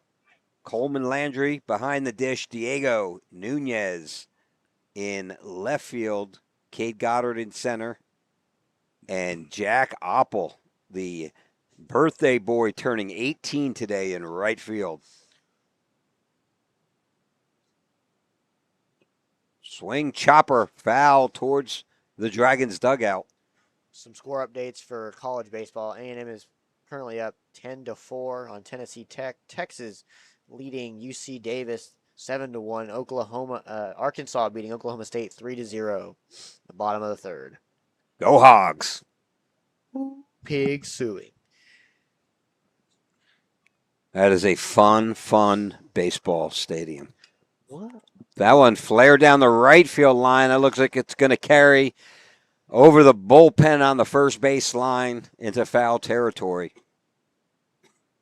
2 balls, 2 strikes, 1 out. Runners on first and second. Liberty Hill threatening here in the 11th inning with your Round Rock Dragons leading this one 8-6. Oral Roberts School, currently Hudson Ellis, Round Rock alumni. They played today. They lost 2-4 to Southern Illinois at Oral Roberts University. Any box score on that? I can look at it. Swing and a miss. Gets him. Strike 3. First base occupied. I thought the catcher caught it. But Landry slaps the tag on him regardless. So the rule is, less than 2 outs, first base is occupied, the batter's out. It's not a third strike. If the base runners run, that's like stealing a base. They're live. Hudson had 2 ABs, 1 walk, and 1 strikeout. Good to see him Love to see him on the field. That's it. First game, And it's cold up there. it is cold. It Yes, is it is. cold. People don't realize, growing up in the Northeast, Yeah, they're playing that in the Tulsa. first month of the season was terrible. Yeah, they're playing in Tulsa, so it's a little cold up there.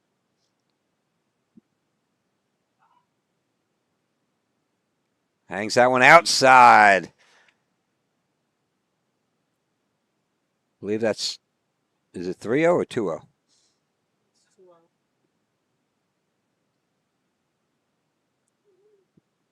Shout out the scoreboard technician, Zach Oppel, younger brother of Jack Oppel, the birthday boy. Younger brother of Hank Oppel, son of Bill. Aaron Oppel, son of Bill Oppel. Oppel. Nephew to Abby Payne. Almost said Oppel. Well, there's a couple of Oppel boys, aren't they? Men? Oh, yeah, Brothers? there's Tom Oppel and Mike Oppel as well, who came to Round Rock High School. Foul. Fouls that one over the third base dugout.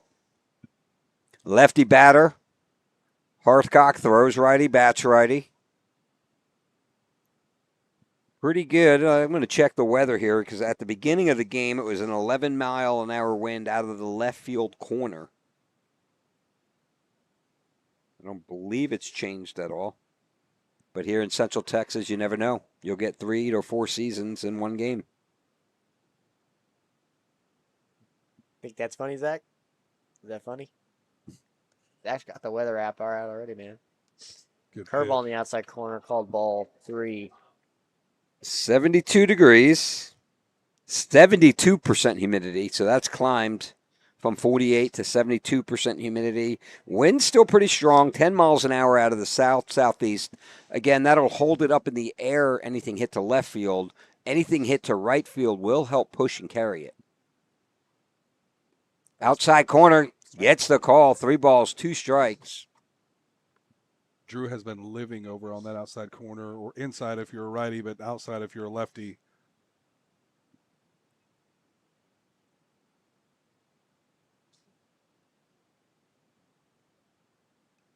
Big hard ground ball. Slocum fields it, throws it to first, and that'll end the inning. No run score. We go to the bottom of the 11th when we come back with your Round Rock Dragons leading this one 8-6.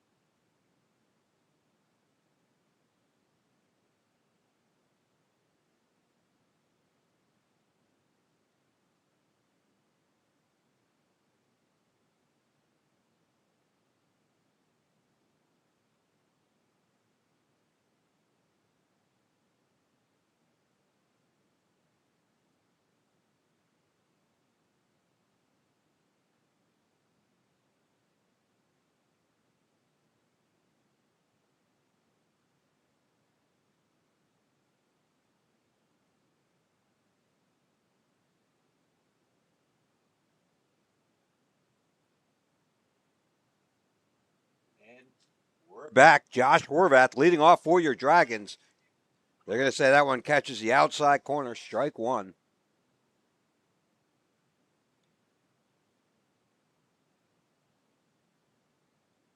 Swing and a miss, strike 2.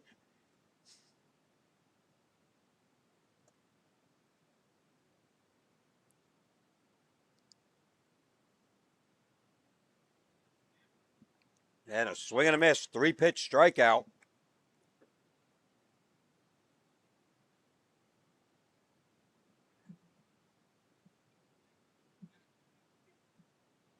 And that'll bring up the lefty, number 2, Diego Nunez.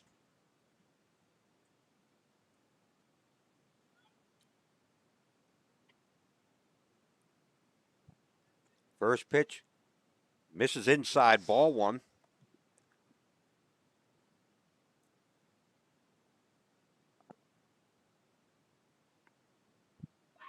That one, they say, catches the outside corner. Just inside of the line of the batter's box over here, from where I could tell. Down 0-2. Rips that one at the first baseman. Great play for the second out. Nice little candy hop. Yeah, it was a good piece. He actually hit the ball pretty hard there. But to Hank's point, it bounced up right, chest high. It's a very easy play for the first baseman once it took that crazy hop. That'll bring up number 0, infielder Bryce Morrison.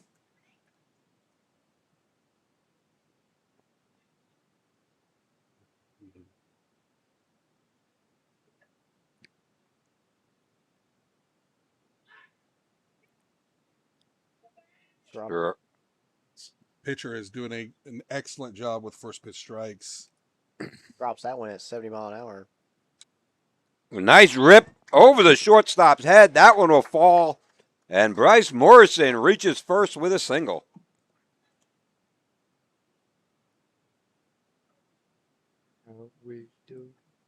That'll bring up number 20, Jesse James Fierro.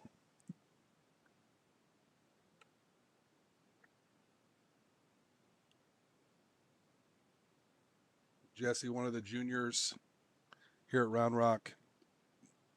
That one misses inside. Just an explosive player. He's not real big, but he has just great pop in his hands. If he catches a barrel, the ball responds.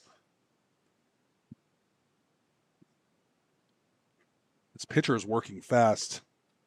2 balls, no strikes. 2 outs already here in the bottom of the 11th. That one stays high. Fastball misses. 3-0.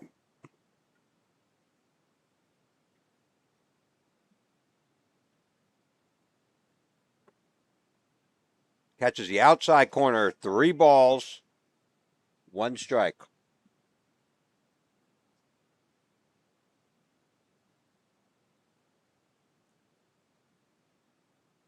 That one misses way outside, or in the words of Bob Uecker, just a bit outside. That's going to bring up number 28, Max Min.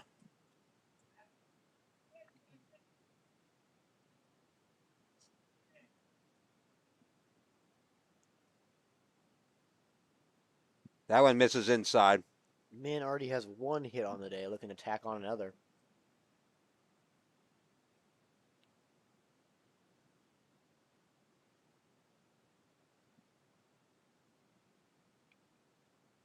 Two balls, no strikes. A little wild here tonight.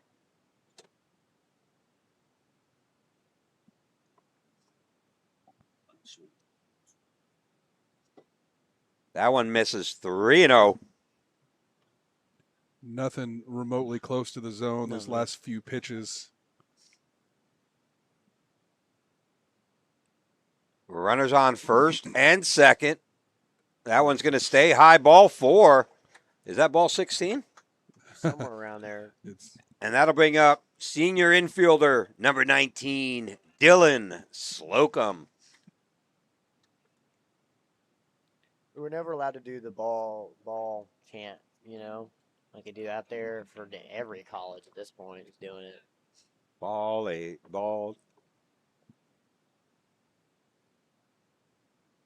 Curveball breaks over the outside corner. Strike 1. You know, I like aggressive, but on a curveball like that, on the first pitch, on a wild pitcher, I'll take it. That one I want to pull the trigger on. 0-2, Slocum in the hole. 2 outs here. Bases are loaded. Can he dig himself out? Ooh, another one. Strike 3. 3 straight curveballs to end the inning as we go to the top of the 12th. See y'all in a little bit.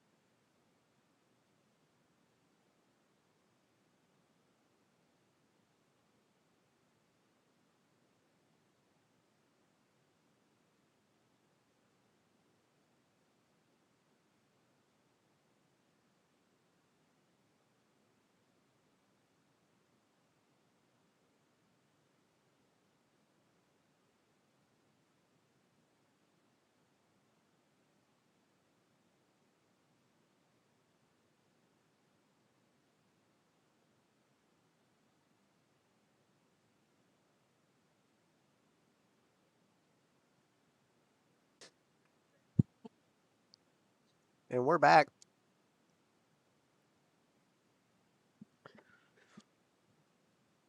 Jace Kivett takes the bump. In what should be the last inning of this game. Or scrimmage.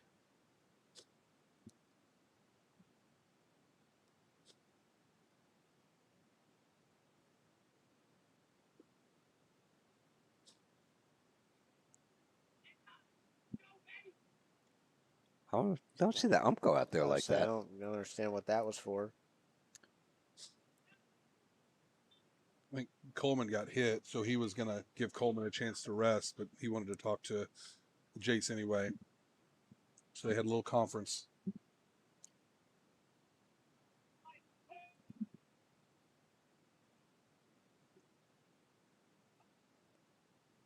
Fastball up for ball one.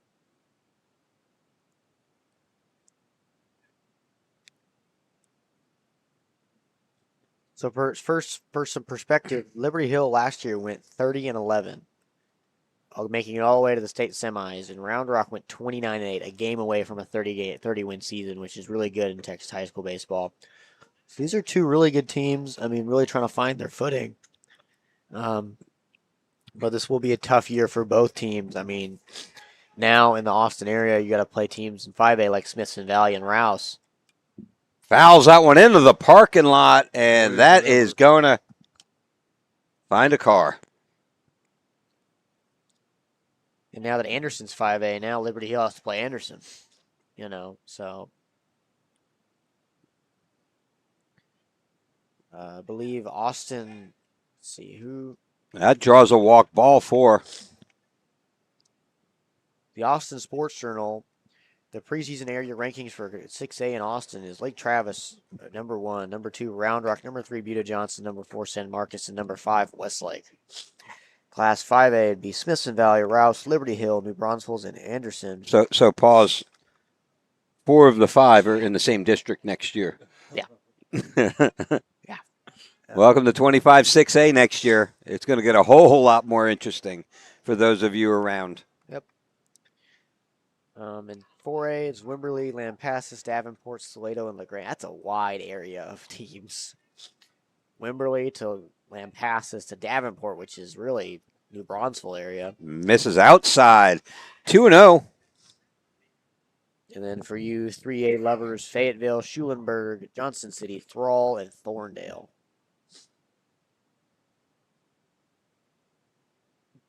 Pops that one straight back out of play over our head. 2 balls, 1 strike. Interesting tidbit. The SEC is the only conference in NCAA baseball history to win 6 straight national titles.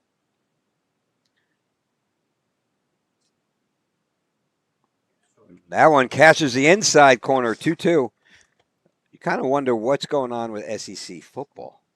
Since Nick Saban left, you're seeing a lot more Big Ten. Yeah, but then you look at all the combine invitees, and SEC still leads by quite a far number. I think Big Ten's kind of close. Hits a short, quick flick to second. Bryce Morrison not able to reel it in. Is that Drew at short? Yeah, it's true. Drew Hearthcock, nice play, getting it in the hole, fired it. Morrison not able to squeeze it at second. So runners on first and second. That will be scored as a hit.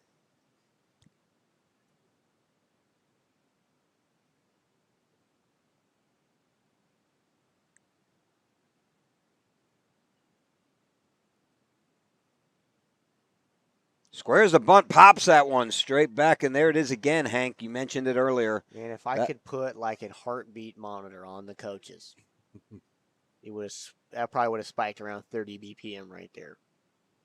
Especially Carter. He's a fiery one. Dude, we bunt so much.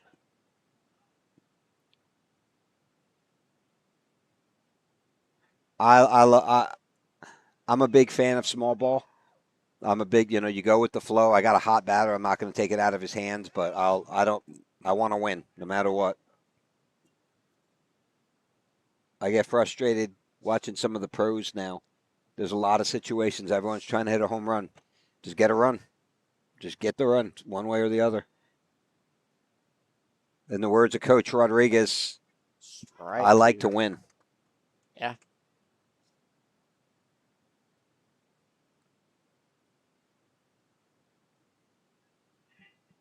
If you've been hanging with us this long, 12th inning, thanks for hanging with us.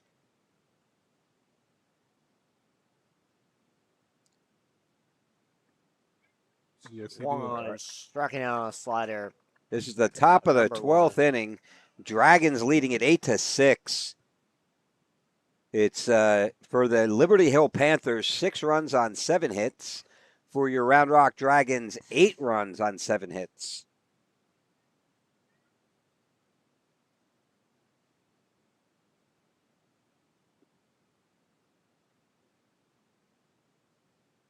That one outside gets the call. Strike one.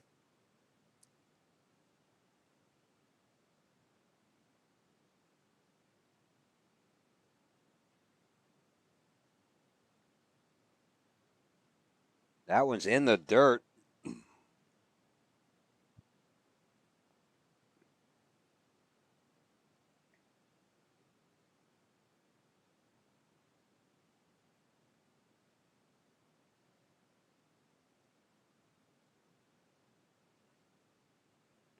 That one misses inside.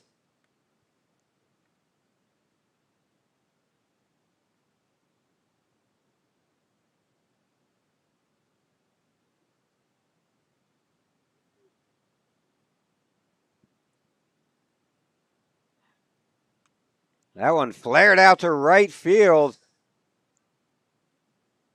and makes the catch. Runner will tag up at second. Good play out there for Max Min. Max Min would turn the hips and makes the catch. They appeal it over to second. They say no. I agree with the umpire. So Diego Nunez is in left field. It looks like Weston Andraka in center. And it's going to be Max Min on the catch in right field. Infield, Jesse James, Fierro. That one flared back into the net. Drew Hearthcock at shortstop. Bryce Morrison and first baseman Omar Rodriguez.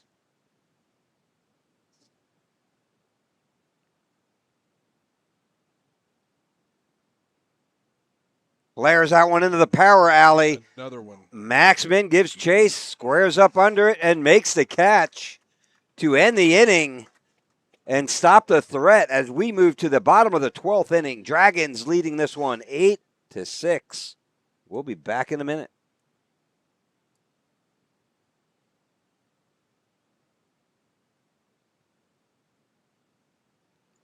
From delivery day to every stage of womanhood, Dr. Marco Uribe is here for it all. Born in Laredo, trained at Yale, and trusted in Austin for over 20 years. Whether it's hormone therapy, surgery, or compassionate care, Dr. Uribe delivers more than medicine. He delivers confidence.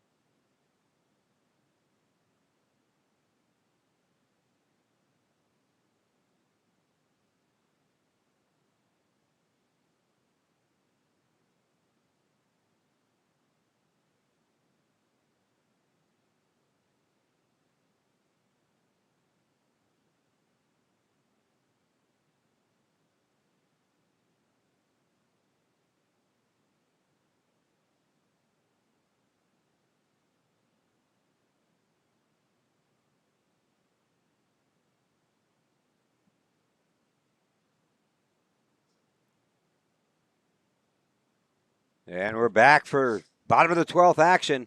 Lefty Jace Kivett leading off for your Round Rock Dragons. That'll be ball one, slider into the dirt. Jace Kibbett looking to have an actual bat here and not get hit. Fastball, a little up and away, called for ball 2.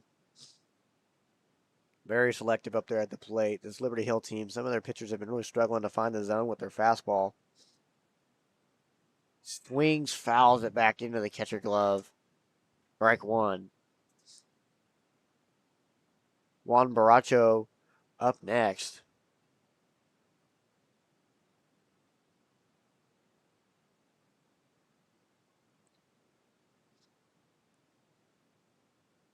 Slider swung on and missed for strike 2. Right fielder playing deeper into that right field goal. That right field line. While Seg Mason's playing deep near the grass. Fastball swung on. Little looper to first base. Oh, Wobbled. misses. Jace Kibbett beats it with his speed.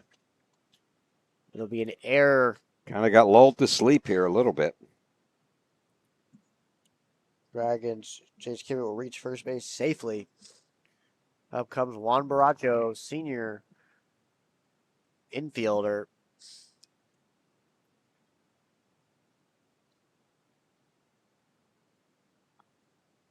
Pickoff attempt unsuccessful for the Panthers. Dragons looking to tag on a few more. Fastball low and away, ball 1.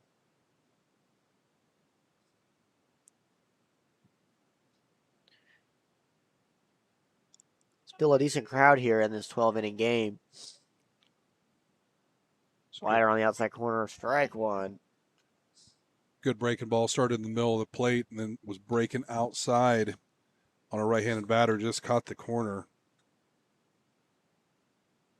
Jace Kibbett takes off.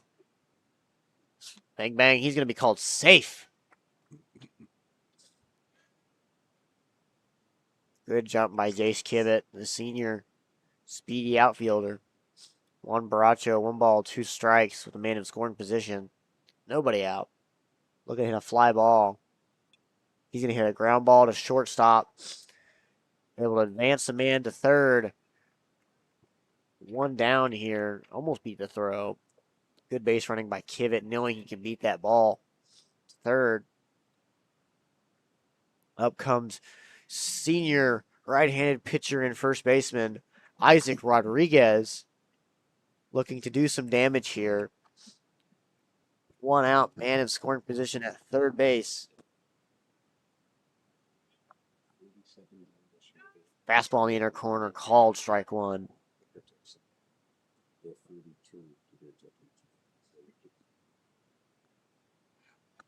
Yeah. Slider on the outside half, ball 1.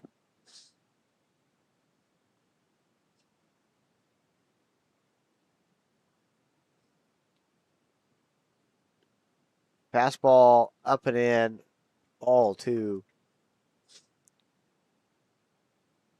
Dragons looking to tack on 1 more here with Isaac Rodriguez at the plate.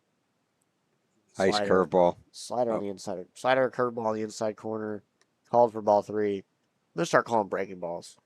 Yeah, it could have been a slider. I thought it dropped, but Yeah. to me, honestly, I'm not that That ball will be fouled away for strike 2 into the parking lot. good at reading it. That one I thought was a curve, but I'm not that good at reading it that I would never argue with anybody. You know, Yeah. like there's sometimes I'm like, oh, it looked like it dropped a little. Was it, you know? Again, for those listening, slider's going to run more horizontal. Left to right, right to left. Curveball's more up and down. Up and down. I mean, it just really always depends on your arm angle and how you release it. That'll be strikeout.